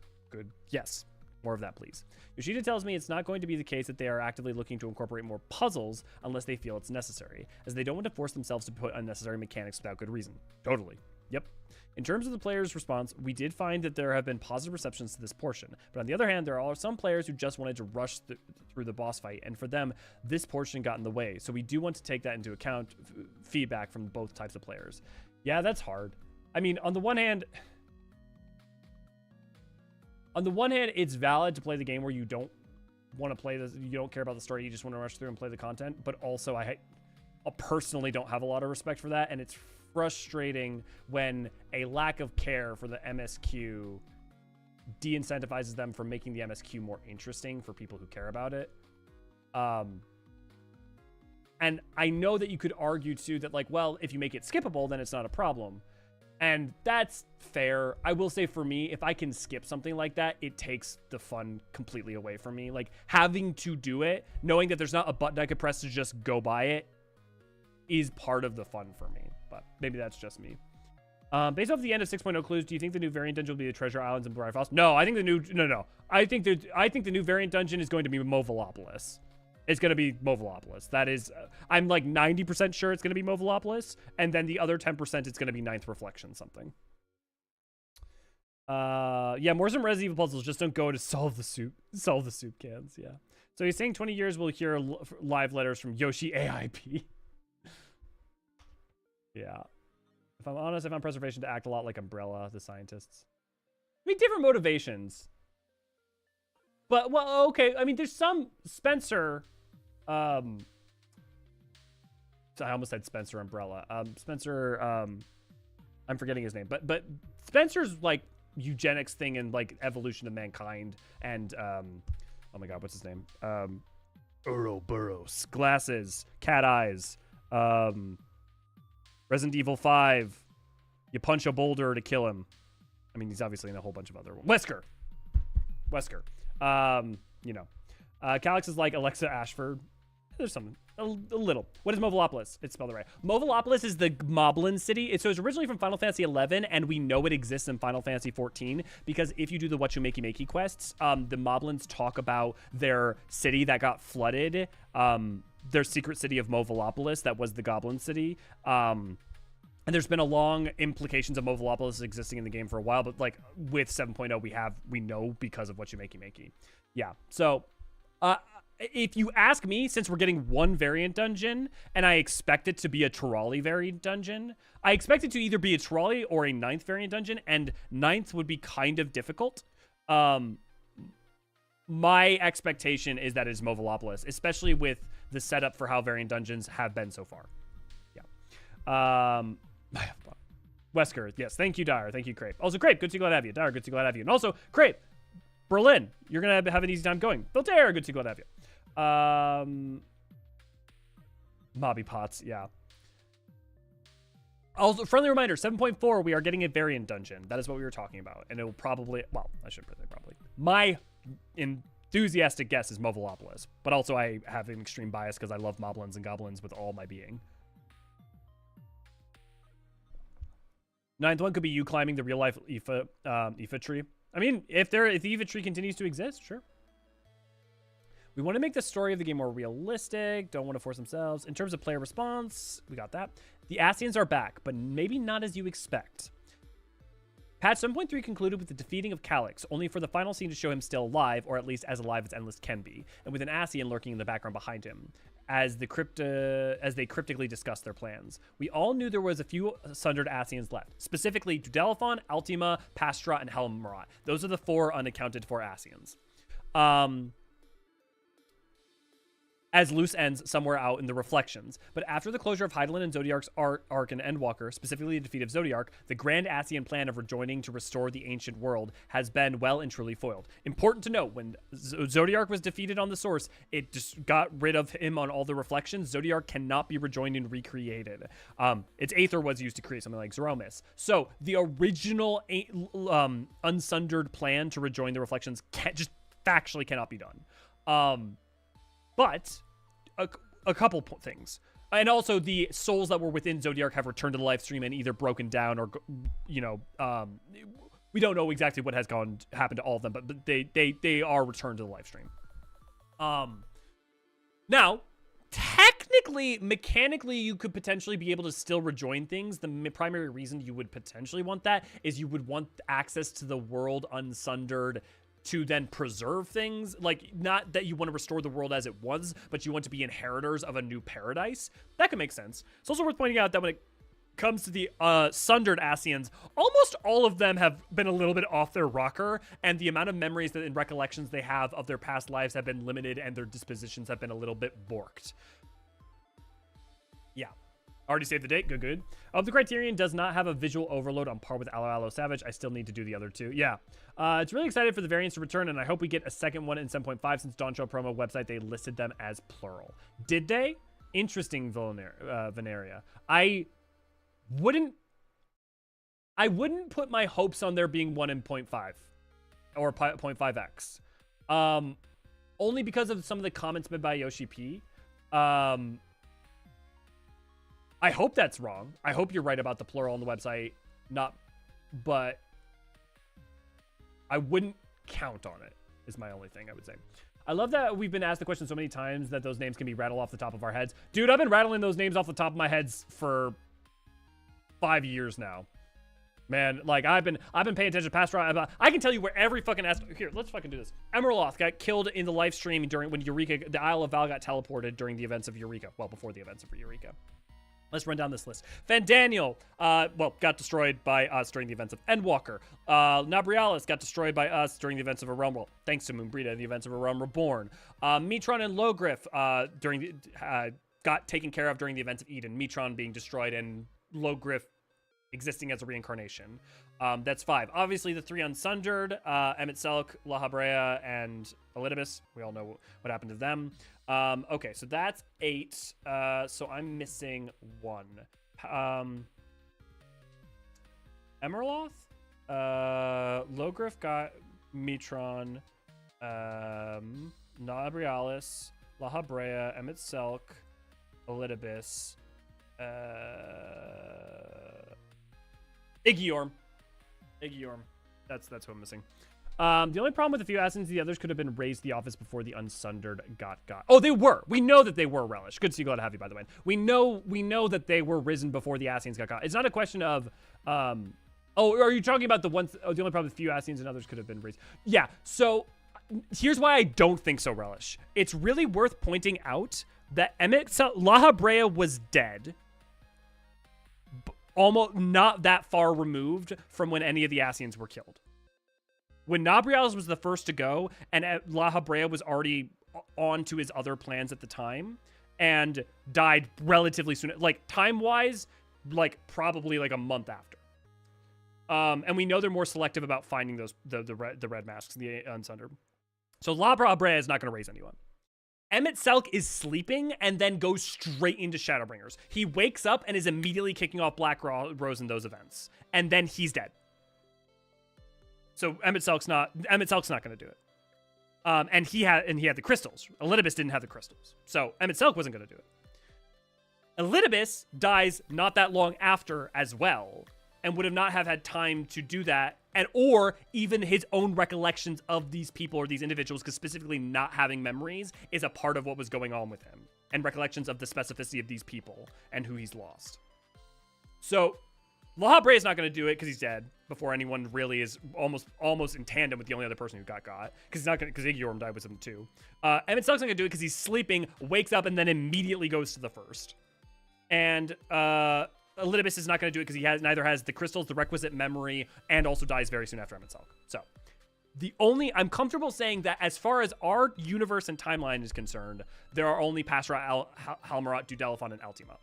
But interdimensional rift is interdimensional rift. That doesn't mean that they couldn't show up from other timelines or what have you. We haven't really heard of Lesser Ascians like Trevon-Shay since... We don't know that Trevon-Shay is a Lesser Ascian. We don't know that Trevon-Shay wasn't an Unsundered. We don't know what the fuck was going on with Trevon-Shay. Trevon-Shay could have been Nabrialis for all we know. We don't know. It could have been Pasra, could have been Halbra, could have been Emmett Selk. Probably not. But yeah. Will the Horn finally get a play? Horn? I mean, the Horn does get a play in Alexander. To be fair, Nabrialis died before La Brea. Right, but great. Remember, I'd said that Nabrialis died before La Brea, but La Brea died very, very in tandem with it. Remember, La Brea is already doing his plan with the Dragonsong War and is immediately dealing with his plan. Right? Emmett Selk's asleep. Elidibus is fucked off. Nabrialis dies, and then literally almost immediately after, La Brea, who we have known to be specifically not caring about his brethren. Like, specifically, La Brea's reaction to Nabrialis dying is, dumbass. And then continuing on, you know? Like, I don't think he's that worried about creating another one. Especially because, again, Emmett Selk is the one with the convocation crystals, and was also the, most specifically, the, not sympathetic, sentimental one. What kind of world are we even fighting for now? Yeah. We gave those crystals to Elidibus too, so remaining Ascians can't retrieve them. Yes, because remember, they also disappear in that scene. So yeah. Trevon-Shay, yeah. We gave those crystals. Also, as far as we know in lore and from talking about them, the Black Masks have all fucked off. So we're not going to probably be worrying that much about Black Masks. Now, maybe this person is a Black Mask that we're seeing that's a... maybe that is the remnants of some of the Black Mask Ascians. Is possible. If I recall, doesn't Trevon-Shay not have a shadow in his theme without a shadow? So he doesn't have a shadow because in 1.0, the Ascians didn't have shadow. If you don't know, Ascians as a term is a actual term. And it specifically means, no, that's not what it means. From Greek, without a shadow. Literally means without shadow. So in the 1.0 lore, the way you would figure out who was actually an Ascian, because the Ascians were incredibly poorly defined, or their whole thing was incredibly poorly defined, was that those individuals didn't have shadows. And Trevon-Shay was an Ascian. I've seen some other people like Mr. Happy specifically state, or not specifically, think that we're going to get more with him or something. I honestly think Alexander is the wrap up to that. It's the beginning and the end on that. It's kind of crazy how many Ascians pop up in Sunmer quest line. Like, there's an entire cult of Laha in there. Yeah, all the Black Masks. That's where we get a lot of Black Mask lore.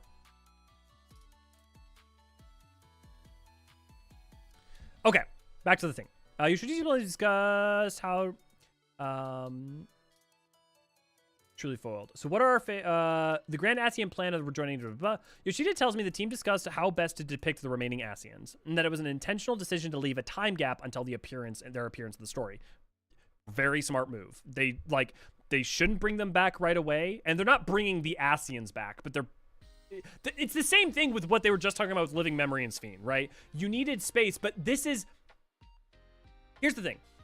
The Ascians we dealt with were sins of the past being dealt with in the present. That's what like the Hydaelyn Zodiac is really. It's dealing with all the sins of the past to break forward to be able to make a new future. Whereas Dawn Trail and probably the things going forward are kind of, you know, the ramifications and fallouts of those events now also brought forward. EP Selk, yeah. Seems like the leftovers are all focused on personal ambition. Yeah, or at least they have their own right. You have Fandaniel, who lost the plot, right? You have, you've got Mitron and Logriff, who kind of remember being lovers and then kind of just really focus on that. Sorry, I'm trying to get, I accidentally closed chat. I need to open it back up.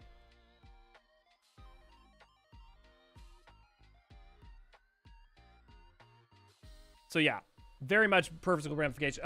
Nabrialis specifically in 2.5 talks about like the differences between him and his brothers and the way in which he's like, I don't wait, I act.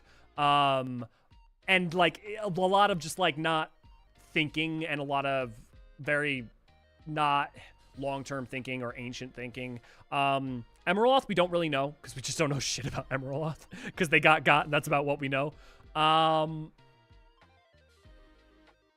Dudelethon, Altima, Pastoral, Helmar, we just don't know shit. They get, some of them have some dialogue, like one piece of dialogue, but it doesn't tell us anything about them. Nabrialis, Fandaniel, Logriff, Mitron, the Unsundered, Eorzean. Eorzean kind of is a follower and goes along, but we also know Eorzean. We know that Eorzean's also been around a while, because Eorzean fucked up on the 13th, which happened 10,000 years ago. So we know Eorzean's been, of the Unsundered, around quite long. Okay. Fans have been left wondering what leave a time gap until their appearance in the story. As with the end of the Hydaelyn Zodiac arc. From the Unsundered Ascians, we were able to cleanly conclude their story, and it would obviously be a turn-off if suddenly the other Ascians just suddenly made an appearance. Fans have been left wondering whether the remaining Ascians will somehow want to find a new way to trigger the rejoining, or whether they are each fulfilling their own personal motives without the guidance of the Unsundered Ascians. It's worth pointing out, too, that we say the Ascians, but also, like, Ascians is a dark convocation. Technically speaking, an Unsundered Ascian could be not an Ascian because they're not a part of the Ascians, right? And in theory, they're an Unsundered ancient soul, but so are we, you know? We don't intend on having the remaining Ascians carry over that plan. So specifically, they're saying we don't have the remaining Ascians are not going to be carrying over the rejoining plan. Yoshida says about the Ascians aim to reclaim Atheris for the Ancients. The reason being is, of course, because the Unsundered Ascians are no longer there. At the end of the Endwalker, Emmett Selk was satisfied with leaving the rest of the world over to the Warrior of Light, so we have no intention of writing that story again. I also feel that we shouldn't be writing that. Spot on. This is likely a relief to hear for most fans who are worried about retreading old ground and the same story beats again and again. But it's clear that we're in for some fresh Ascian adventures in the future. The Unsundered Ascians have all gone, says Yoshi P. But because the Sundered Ascians have the memory crystals... See, this is interesting. I read this before, and this is interesting, confusing to me. But because the Sundered Ascians have the memory crystals, they do have knowledge of the secret arts and techniques that are passed on from the Unsundered. So that's interesting because they shouldn't have those crystals. Unless the implication they're getting at is all Ascians have a set of those crystals, which, okay, maybe that is what they're saying. But then why wouldn't Mitron use... Well, maybe he didn't have access to him because he was Eden at the time. So there's two possibilities here. Either he's saying that all of them were raised with the crystals and that knowledge, rather than having the crystals. I would suspect that's what he means, because it'd be very strange for it to be the other way around. We're specifically Sundered Ancient Soul because, well, Ardbert. Well, yeah. Since they have their own strength and memories, we will be able to see very soon in the story what they are planning. And because that will be coming quite soon, I do hope the players will look forward to it. I suspect this line, but because the Sundered Ascians have the memory crystals, they do have knowledge of the secret arts and techniques that are passed on from the Unsundered. I suspect that they don't actually literally have the crystals, but the crystals were used on them, which is how you raise them to the seat of the convocation. But maybe we're gonna find out they did have their own set. That'll be interesting. There's no evidence of that prior, but since they have it wouldn't be a retcon per se. Since they have their own strength and the memories, we will be able to see very soon in the story what they are planning, and because that will be coming quite soon, I do hope the players will look forward to it. I suspect we are going to see a reveal of the Winterers as early as point 4, and that plot's going to get going quite fast.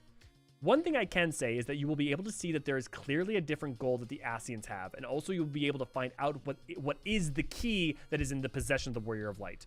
Well, it's a piece of Auracite with Magics of Azem placed within it. I don't know what else. What do you want from me? Like, it's clearly that. Emboldened by Yoshida giving me a few clues about the Ascians, I couldn't help but ask about the Winterer's peers that Calyx mentions to the Ascians he's with in the final moments of patch 7.3.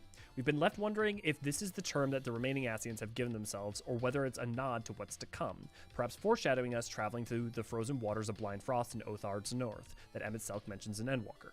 Yoshida tells me we will find out soon what Winterer refers to, but confirms that it is not the name for the remaining Ascians. It's interesting. Because, like, specifically, Calyx says, be sure our Winterer peers are apprised of the details. Which means that maybe the So, because he's saying that to the Ascians, what then makes sense is that the Winterers are a separate organization altogether. Which is interesting. So, well, not organization. So, you have the Calyx, the Ascians, and the Winterers. And that's what he means by the Winterer peers. Because they're the peers of these guys, but they've got something else going on. I'm very curious.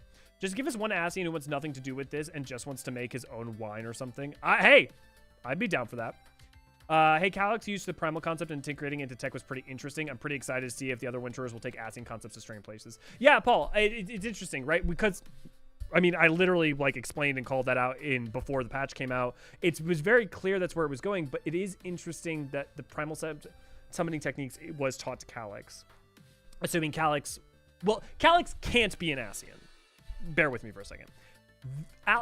His soul, if raised to the seat, could have been an individual who was an Ascian. I don't think that's the case. But because he's an Endless, well, technically, the memories could be granted to him, but he wouldn't have the soul and therefore the echoes of memory. Well, he couldn't awaken to the echo because you can't have the echo if you're an Endless. Also, you can't get tempered, though, because you don't have the soul, so that's kind of nice. But yeah, so he's at least in league with these guys. There's the Ascians. So it seems like there's Calyx, the Ascians, and the Winterers, and they're all in some kind of concert with each other and doing something. But yeah, I mean, to be fair... Really, the novel way... To be frank, there's not really much that was novel about his summoning. All he really did was use Electrope, the 11 energies of the 9th, and Electrope to turn that 11 energy into Aether he could meaningfully use to summon a Primal, right? But yeah, using the regulators, like, it's not that it wasn't novel, but it's all the same fundamental basic stuff that we've had since 2.x.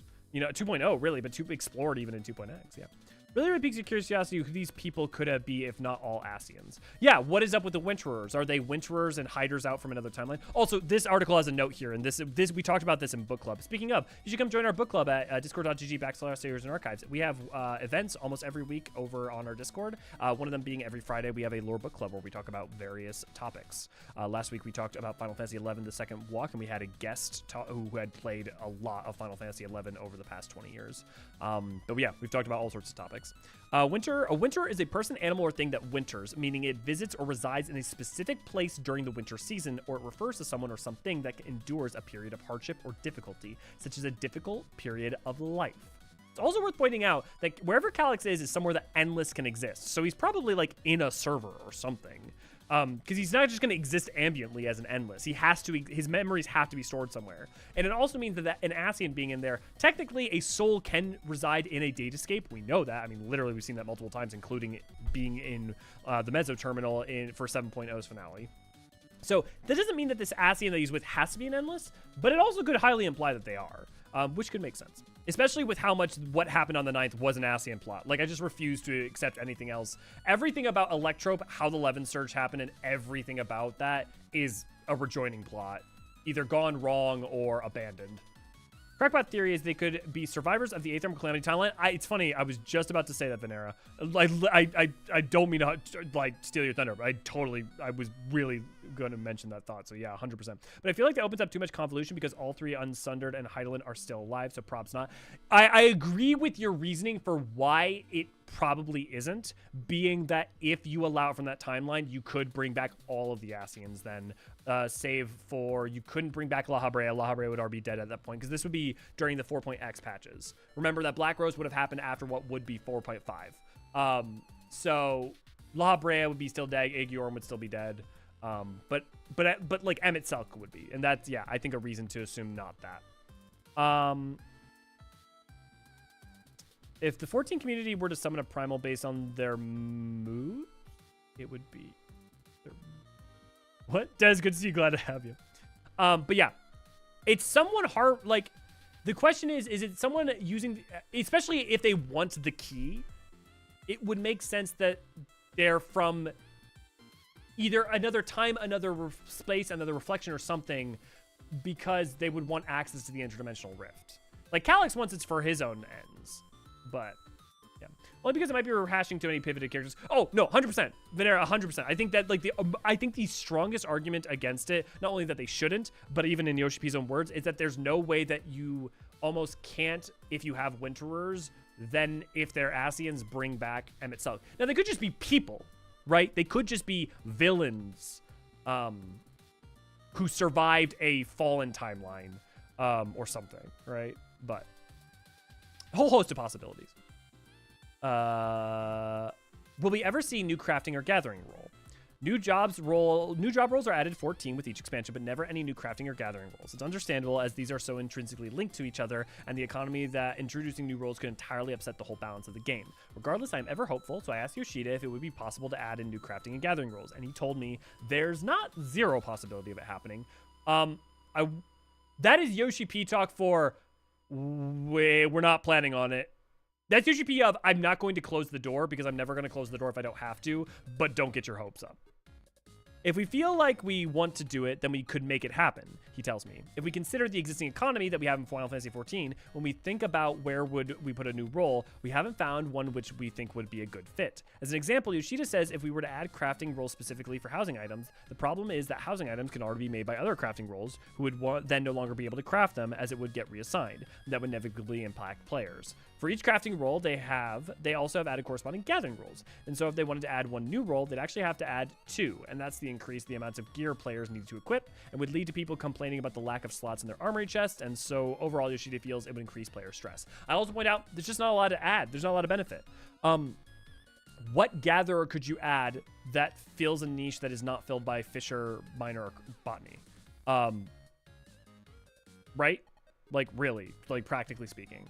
And then crafting, there's not really one that does what I think you could do is, and this is a bias of mine, but you could do something like, imagine sightseeing logs, but they're crafting things that you can do that are added each patch, and they are like little lore tidbits or something. It's just something to do, right? Effectively crafting sightseeing logs. Skinning, but you can already do skinning. It's called, you literally, if you go out and kill enemies right now, Penny, you get leather. Like, that's already a thing. Archaeology. The thing is, I don't think you can make archaeology a separate thing in 14. One, because there already is an archaeology profession. It's called fishing. Do you know how much lore is in the fish in this game? Yeah. Like relic restoration. Exactly, Luna. Exactly. Like, you imagine, like, you had to do a bunch, like, craft a bunch of things to restore a relic, to make parts and restore a relic, and then you got a little, like, lore information about it. It could be a collection aspect. It could, for people who care to do it. Yeah, I think that I think that Helios, good to see you, glad to have you. 8.0 is 2027, huh? Almost certainly. I would say 95% chance that 8.0 is 2027. With Fanfest Tokyo not happening until October. Oh, well, happening at the end of September into October. Or was it the end of October into November? I think it might have even been that. There's no way it will be 2026. It's just not going to happen. Yeah, October to November. I can almost guarantee you that we won't see it in 2020. I think you will see early spring. I think what we're going to see is early spring 2027. Yeah. Dumpster diving, gather. Yeah, grave digger, you scavenge site. No, we're not gonna fucking desecrate the dead. Also, just go play Palace of the Dead. I like the idea of illusionist crafter who crafts special effects for housing like smoke, fire, electricity, placeable effects. That's a cool idea. That's not a bad idea, Infinite. The problem is it doesn't like tie into this whole schema. Like, honestly, it'd be just better for them to just make those part of all the existing. Here's my argument. There's not a lot of benefit to making a new crafter, especially with how their crafting system works. It makes way more sense to just spend that effort adding those things to the current crafters instead. Yeah, I think around March 2027. Yep. I will just say early spring 2027 is when I think you would fairly expect that. If you want an example of expectations, right? Last time Fanfest for Tokyo was January, and we got the expansion in July. So expect like a 6-month lead time from when a 4 to 6 month, probably closer to 6-month lead time between Tokyo Fanfest and when it comes out. And if we take that, that's November, right? Let's say like November, January, February, March, April. Like you could even see May. Like it could be as late as May quite easily. Better for them to put shit together and deliver some banger. Yep, 100%. And also, again, I will remind people that, like, one, the content drought period is a phenomenal time to take care of, to do stuff in the game. A bunch of people come back and are playing. People are doing old content that you've made, like, Eureka's super lively, Bawsy's super lively, Occult Crescent will be super lively again. People will be running Forked Towers and community groups and stuff. Like, there's so much content that gets really lively around that time. You can level alts, you can do all the deep dungeons. Like, there's so much stuff to do. But also, take a break. Go play other games. Go play another MMO. Like, it's a great time to like, you know, like, it's good shit. Sounds good, Hydra. Have a good one. Night. Waiting, isn't that almost a year between major patches? No. The 7.5 will be in July.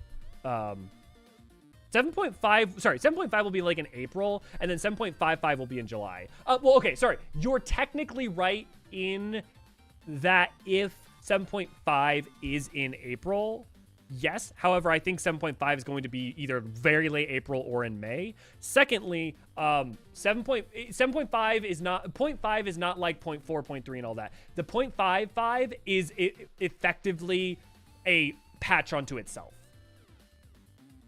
Go play Monster Hunter Wilds. Yeah, go play Monster Hunter Wilds. Go play, yeah. It's healthy to take a break, and it's a good time to do it. Yeah. Watch them announce Nintendo Switch 2 compatibility and PS4 discontinuation at FanFest.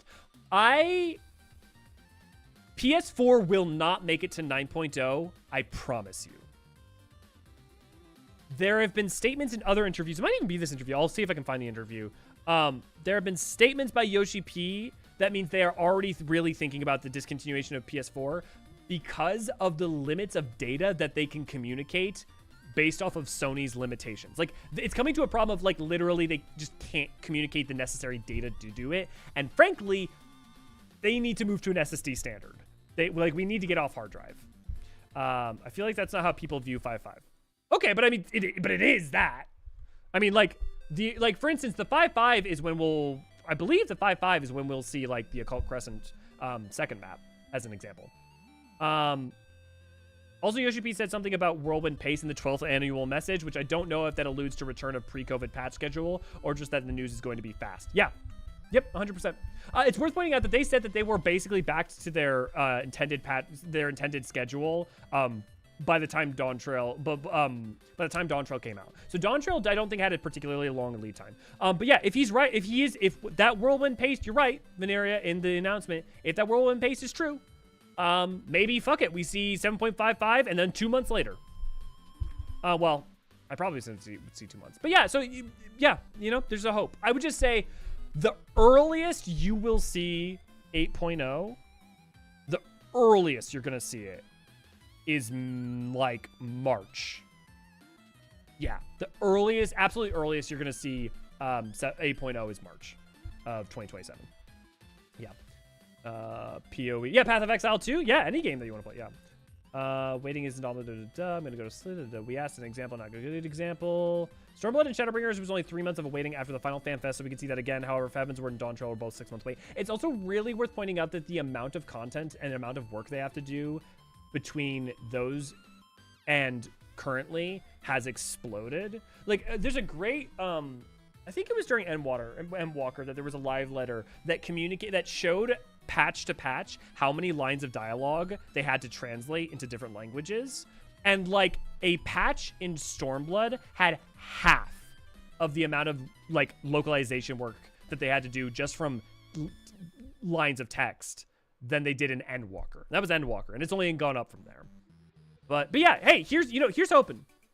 Here's hoping that I'm being way too conservative. And there should be said something about it. Yeah, there was a lot we don't know, and all our expectations could be blown out of the water, so we just gotta wait for the first Final Phase. Yeah, we won't know. I would just say set your expectations towards the longer wait time, and then be pleasantly surprised. Don't go in being like, whirlwind pace, that means 2 months, and we're gonna get it, and woo! You know, it's setting up for failure. Yeah. We also won't know the release date, if I'm not mistaken, until FanFest will be when we know the actual release date. We may get, like, spring 2027 at NA FanFest. There's one question that isn't being asked in these interviews. Where in the Seven Hells is Beastmaster? But, of course, none of us have... Well, yeah, there's a... Maybe if it's not this one, there's another one where they talk about Beastmaster. They mention it. 7.5, yeah. As an example, I said crafting roll buff for each crafting roll. However, Yoshida emphasized I do want to add more to the game, but when I consider the question about whether it would be positive for all players, there's something that I'm really torn about. It leads Yoshida spitballing more ideas, throwing out the example of mount crafting rolls, that pointing out that having only one craft that could craft mounts might not go down well either. Yeah, because there's already stuff that can craft mounts, and also, what, are you going to make like 100 mounts or 200 mounts for that job to have like stuff to do? Because you're not going to make like 5 mounts for one crafter, and then like this, you'd have to make a shit ton. Another example he mentions is an instrument crafting roll, but that would also be moot as instruments can be made by carpenters. Yeah. Yoshida made the mistake of asking me if I have any good ideas, but sadly my triple triad crafter roll suggestions doesn't seem to be answer he's looking for. Did I do this interview?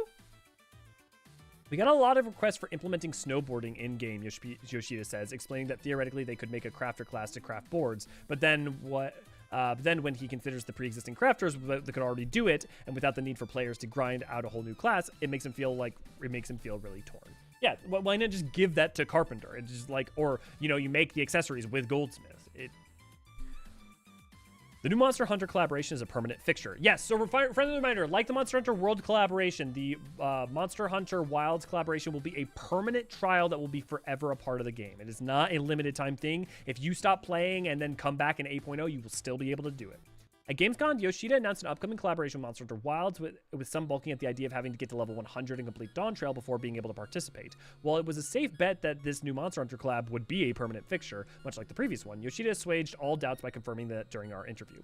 It will be permanent. We do understand that some players may be taking a break, and we don't want them to resubscribe immediately to 14 just to play. More details will be announced next month, but what I can say is that we have prepared a lot of rewards, and we prepared the battle content so that it can be enjoyed both by casual players and also hardcore players. We have been that probably means a normal and an EX. We have been investing a lot of resources in development of the content, and I hope that players will be able to enjoy it in the long term. Final Fantasy XIV has collaborated with many other games over the years, including not just Final Fantasy or Square Enix titles, but other series like Yokai Watch and Fall Guys. So I can't help but wonder how much which game titles the team decides to work with. I think the way that collaborations are decided depends greatly on the team within the Final Fantasy XIV development team. We consider how much we know the game title that we're interested in working on, and how much respect and admiration we have for those titles. I believe that unless we have respect, we wouldn't be able to create the best content possible. Honestly, with that said, I feel like an Expedition 33 crossover is in the realm of possibility. I think the only problem is I don't know if Expedition 33 would want to do a crossover. Just from some of their statements. Maybe they would. I know that they were at Square Enix. I know that they were having discussions with them and a sharing of ideas. We don't really consider promotional aspects as it were, but it's more of the case of if we feel that it would generate hype, then we would want to do it. It's often the case that I would be talking with the producer or director of the partner, and we would have a mutual respect for each other. In that regard, I think it's kind of mysterious because there's no format that's set in stone. Sometimes I will approach the other party, or sometimes they will approach me. Crow sounds like a Pictomancer thing. I mean, it could be in anything. Shadow, good to see you, glad to have you. I mean, it wouldn't be a Pictomancer exclusive, but like, yeah, Pictomancer weapon for that would be very appropriate. But like, think about Mael's like weapons for Red Mage. I mean, oh my god, trying to also not say spoilers, but oh god, someone help me. Magic, she cast magic. First party member. My brain is blanking out. It's too early. You guys will get me. But like you could do her stuff with Astrologian, her weapons are basically just an Astrologian weapon. Like, there's all sorts of stuff you could do. Using Fall Guys as an example, Gustav. No, Gustav's your first playable character. I mean your first ally that you get right before Bishop. Using Fall Guys as an example, Yoshida tells me the team knew that they were big FF14 players in the past as he's seen it on social media. So when they reached out to say they were interested in doing collaboration, he was only too happy to agree. It's really a case of respecting each other as developers, and with that respect and going through the process. Lune. Yeah, you said it right as this. Yeah, Lune. Yeah, like Lune would work well for Astrologian, etc. Also, Gustav's pistol for Machinist, or also just the Expedition 33 armor alone would work. SKA mount. I need this so bad. I need an SKA mount so bad. Sometimes you're wee and sometimes you're woo. Moving on. As a final question, I asked Yoshida what he enjoys most about his job. You know, when he's not permanently stressed by everything, if that ever happens. It's something that he has to think about, but finally he tells me, I think it's when I'm doing game design, because I didn't get into this job because I wanted to be a producer, but rather I think that the title game designer is what fits me best. When I'm working on planning the new game and planning systems, and for 14, when we're working on design content, I think that's the most enjoyable for me. It's a shame, too, because he's good at it, but he's also just such a damn good producer, which means, like, he's got to fill that role. Yoshida also adds that when he gets to travel the world and speak to people at events and fan meetings, it's questionable to think about whether that counts as work. But that speaking with players and fans is also something he enjoys. I'm able to hear their responses directly, so I can hear that they might give some really critical and tough feedback, or they might give me very positive responses. But at the end of the day, I consider all of our players and our comrades together, and we are creating Final Fantasy XIV together. I think this is one of the aspects of my job which may be me being in my position. Only I can appreciate and only I can enjoy. But it's something that I really do appreciate from the support of all our players. Now, excuse me, I have to go and start spiraling down the rabbit hole with new theories about the definition of a Winterer and what the Ascians are up to. CL for Viper. Yeah, CL for Viper. Or you could also do CL because of her scythe. You could do CL's scythe for Reaper. You also Minoka, you could do Blue Mage, but also, I mean, there's a lot of others. You got his staff. You could do that for one of the casters. You've got, yeah, there's all sorts of options. Oh, and there's some characters I'm not going to mention that have weapons. Do not say his name. Secret boss of Expedition Dark Knight. I will delete your message if you say his name. Blunderville IK snapshotting 101. Yeah. Speaking of which, yeah, Minoko, yeah, I mean, he's got the staff, so casters, and then, you could also use, there's various, oh, why am I forgetting everything's name right now? The creations, the creatures that you're fighting, there's various weapons. Oh, you know, there's Duelist, has weapons that you could also do for, yeah, there's a lot of weapons you could do. A lot of weapons you could do. Okay. What time is it? Okay, we've been going for 2 hours. Cool. Well, SK would be an easy mount to make. He's basically a Gabu reskin. You're not entirely wrong. You're not entirely wrong. He wouldn't be a full reskin, but especially if you wanted to do any of his animations, although the framework, his arms would be a little funky, but you might be right that you could use a Gubu skeleton. Do Gubus flap their arms in flight? They kind of waggle them. They kind of flap them a little bit when you first take off. Honestly, you know what you also could use? I don't know if the skeleton would work, but Fat Chocobo is not entirely dissimilar, especially with the flapping. Let's see, did I get a message from V? Yes, I did.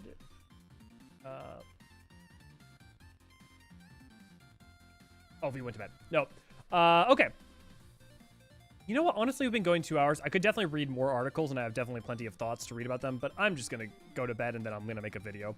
I'm going to, not a video necessarily about this, but I've got work to do. SKA barding.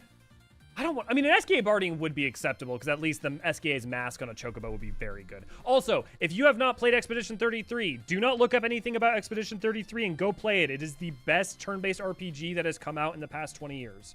I will die on that hill. You are welcome and entitled to other various opinions.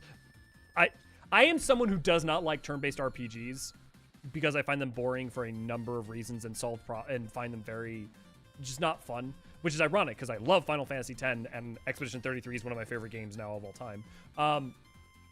Expedition 33 is one of the best RPGs of the past 20 years. I will say it's the best turn-based RPG of the past 20 years.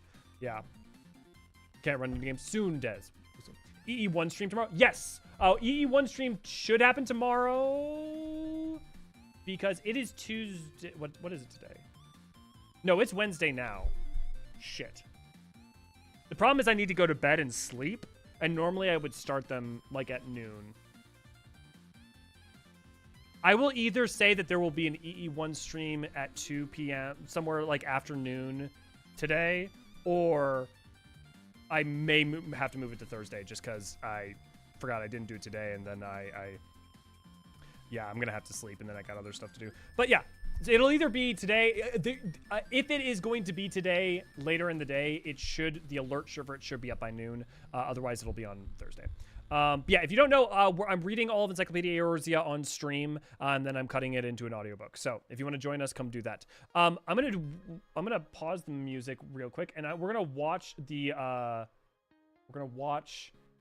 Fanfest video real quick. So reminder, Fanfest has been announced. That is what the stream began with.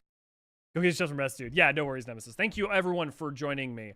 If any final questions or final thoughts, please put them in the chat now. we're gonna watch this, and then we're gonna. 皆さんこんにちは。ファイナルファンタジー14プロデューサー兼ディレクターの吉田です。本日8月27日は Also, happy anniversary of Final Fantasy 14. Go do the Rising. 申請を行わせていただいたその日となります。今年ですね、2025年8月27日をもって、ファイナルファンタジー14 Typically, the Rising will have hints towards the next expansion. So if you want hints towards what 8.0 will be, go do the Rising. Though we will have another Rising before 8.0 comes out. So this Rising may be more about closing the door on Dawn Trail than it is about hints towards the future. But I would bet you that there will be hints towards the future in the message from the Bard. 14なんと丸12周年を迎えることができました。ありがとうございます。一人でですね、これだけ長くファイナルファンタジー14というタイトルが続いてきたのも、まずは何といっても光の戦士の皆さん、プレイヤーの皆さん、常に変わらぬご支援、そしてプレイの方本当に日々ありがとうございます。それだけではなくてですね、各パートナー企業の皆さん、プラットフォーマーの皆さん、本当に各企業様一人一人の、お力というのが我々にとって、全て仲間としてですね、ここまで一緒に走ってこれたんじゃないかなと思っています。これからもですね、ファイナルファンタジー14 13年目に突入しますが、13年、14年、そして20年と長らく続けていくために我々開発運営チーム引き続き全力を持ってですね、ファイナルファンタジー14の拡大に努めてまいりたいと思います。これからもですね、皆さんの知った激励とそれから熱烈な応援、そしてプレイの方を引き続きよろしくお願いできればと思っております。記念すべき8月27日に、皆さんに一つお知らせがございますので、ぜひこの後の動画の方ご覧ください。I love that he knows that we know the whole time. And it's Fanfest, and that's from Tokyo Fanfest. At least it's That's NA Fanfest. I remember because I was there for that. I'm just curious if there's anyone I recognize. No, I don't think that. No, that might be EU. I might be wrong about that.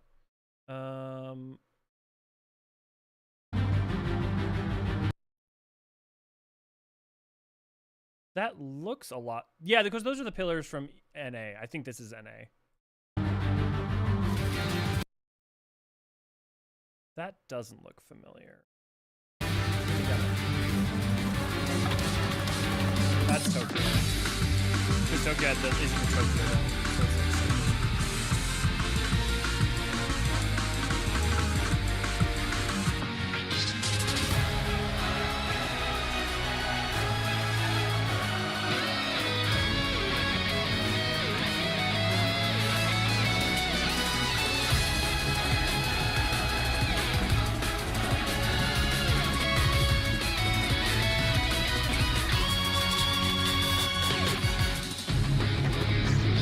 Is this remix of the M4 battle theme on anything, or is this the first time we're hearing it? Is it like a remix that's on one of the soundtracks or something? Is this the M4? Or does this pop up in M4S? Is that the second phase M4S music? And yes, it's in Anaheim, Des. It's in Anaheim. So you're gonna be right in your backyard. It is an M4S? Okay.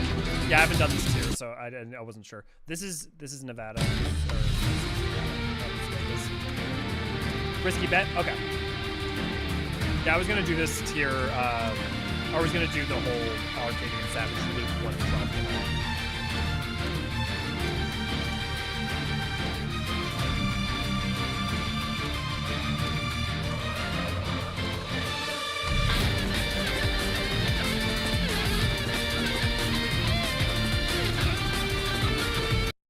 Ooh.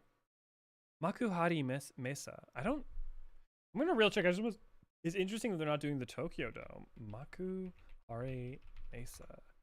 It's in Chiba. Oh. I mean, that's not that far from them. That's pretty close. It's like a train ride away. Yeah, it's literally just outside Tokyo. Interesting.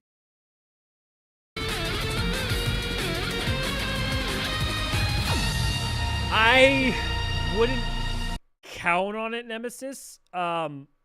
Maybe. I mean, they did the China and Korea ones. Mainly the thing is, I know that I know that they won't do that for Yoshi P said something along the lines of wanting to keep it for 3. To not stretch out the announcements for going into a new expansion. If you do get one, I think it would look to the Korean and Chinese ones as examples of what it would be. It'd be probably almost more like packs. というわけでいかがだったでしょうか。ファイナルファンタジー14ファンフェスティバル2026、ようやくですね皆さんに、その概要をですねお伝えすることが、できたんじゃないかなと思います。今回のファンフェスティバルはですね、まずは4月アメリカを皮切りにスタートして7月にはドイツ、そして10月には日本と、まずは3リージョンでお届けしてまいりたいと思います。ファイナルファンタジー14のファンフェスティバル、集まっていただく方すべて、14プレイヤーですし、そのプレイヤーの皆さんがですね一堂に会してさまざまなアクティビティを通してですね丸2日間14尽くしの日々、それからアクティビティ、自分自身でですね、14を全身で楽しむというコンセプトでやっております。現在ですね、各国のコミュニティチームが皆さんに、素晴らしいファンフェスになるようにですね、全身全霊で、準備の方を進めておりますので、まだね、ちょっとファンフェス来れてないぞという方も、運よくですね、初回から全部行ってるぞという方も、とにかく皆さんが最高に楽しんでもらえるファンフェスにすべく準備を進めておりますので、ちょっとねまだチケットの発売等々は、情報先になりますが、まずは、場所とですね、それから大まかな日程の方をお知らせ、できましたので、ぜひぜひ皆さん計画の方にちょっと組み込んでおいていただけたらなと思います。そしてファイナルファンタジー14ファンフェスをやるということはですね、次なる先のですね未来に向かって14さらに飛躍と成長していくことについてもより詳しくですねお知らせできるタイミングが来るんじゃないかなと思っております。今回のファンフェス2026はですね、その勢いをそのままに間髪入れず次の大きな未来にこうその勢いを kick off major future plans。そのままに間髪入れず次の大きな未来にこうつなげていけるように。It's hard, but it's so hard because like he could mean like a whirlwind pace in the like our pace. The pace is not going to be different than usual, but like that's just already a whirlwind, you know. Or it may be like, oh, actually, we are going to get the expansion 3 months after the 5.5, you know. 計画で進めておりますので。ぜひぜひですね、こちらの詳細動向にもご注目いただけたらと思います。改めましてですが、本当に、12年というですね、長きにわたりファイナルファンタジー14への It's so clear how much he like genuinely loves the game and cares about it and its player base. For all that you want to say, for all anyone may be frustrated with like content or what have you, which I'm not here to invalidate that, but like I think the one thing that always gives me comfort is there's no question to me. Like, you just read all the interviews, you watch the man. He cares. He just cares. It's just so clear. ご声援本当にありがとうございます。冒頭でもお話ししましたが、我々これからも、皆さんと共に歩んでいく、14でありたいと思っていますので、こちらの、初心をですね忘れずに変えるべきところは変えて、より楽しんでいただけるように全身全霊を持ってファイナルファンタジー14の開発運営取り組んでいきたいと思います。どうぞこれからも皆さんよろしくお願いします。それではファイナルファンタジー14プロデューサー兼ディレクターの吉田でした。Good shit. Okay, there was a message, a question I wanted to. What's a long shot announcement that you'd like for Fanfest to announce? Dynamic flight mechanic. Like, I don't really have a lot that I'd like. There's not a lot that I like desperately want in this game. Like, look, I love the open world feel of like World of Warcraft, right? I love the interconnectivity of like that. That's just never going to be 14 for like you can't make 14 that. From one, like, it's not like you could, even if you could connect the zones, you can't because they don't actually butt up right against, like, there are, like, miles and miles between a bunch of the zones. So, like, you can't just connect them.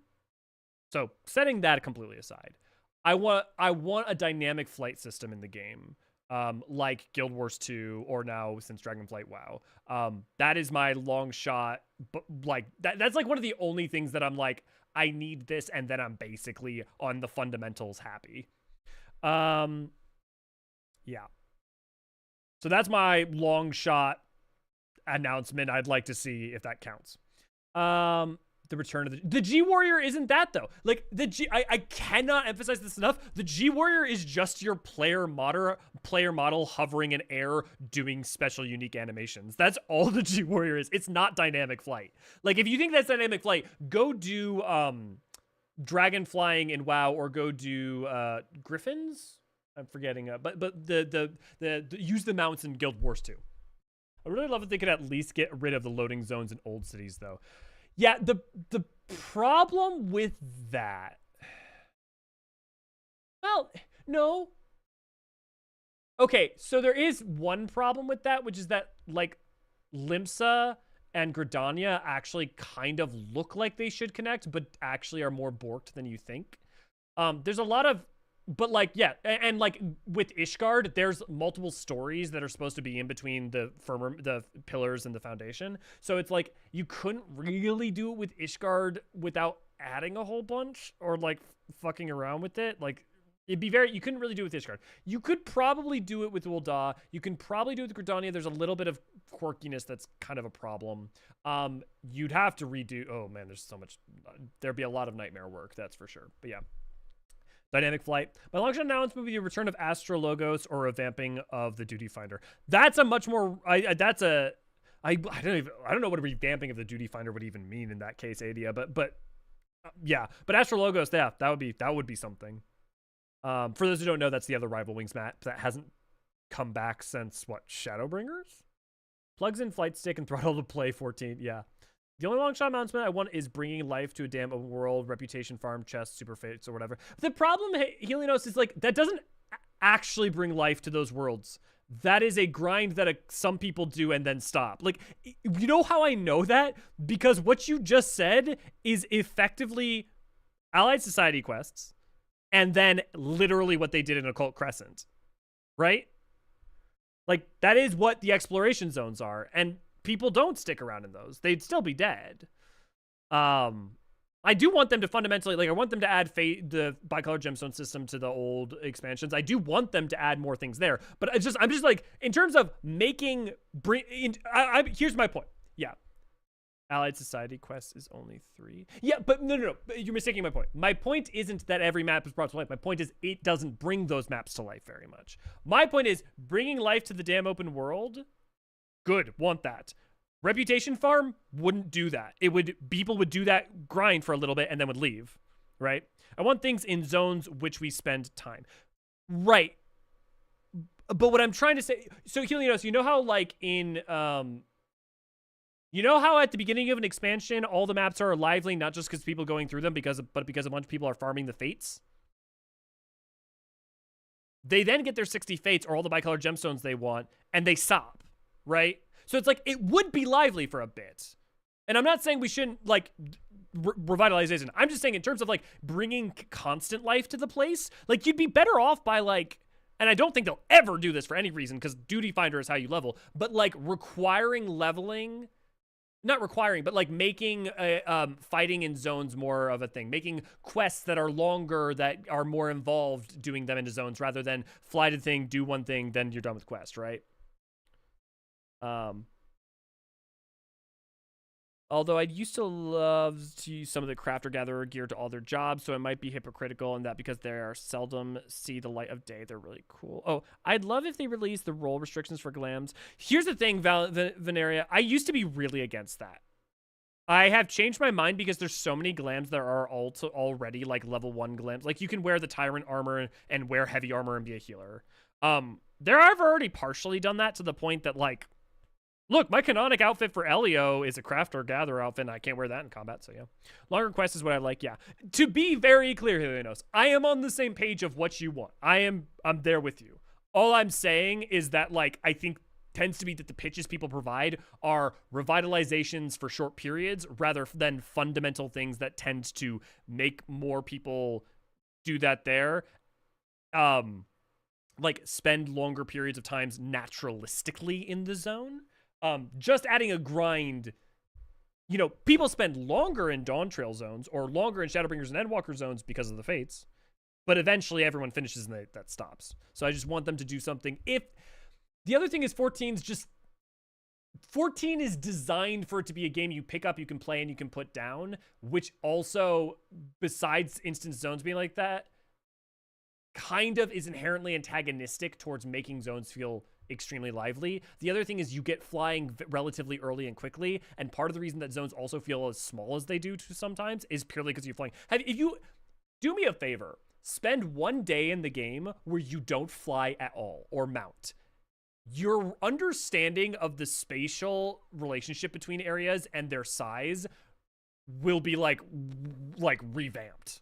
It's crazy. I'm never finished. I hate bicolor tickets. Yeah.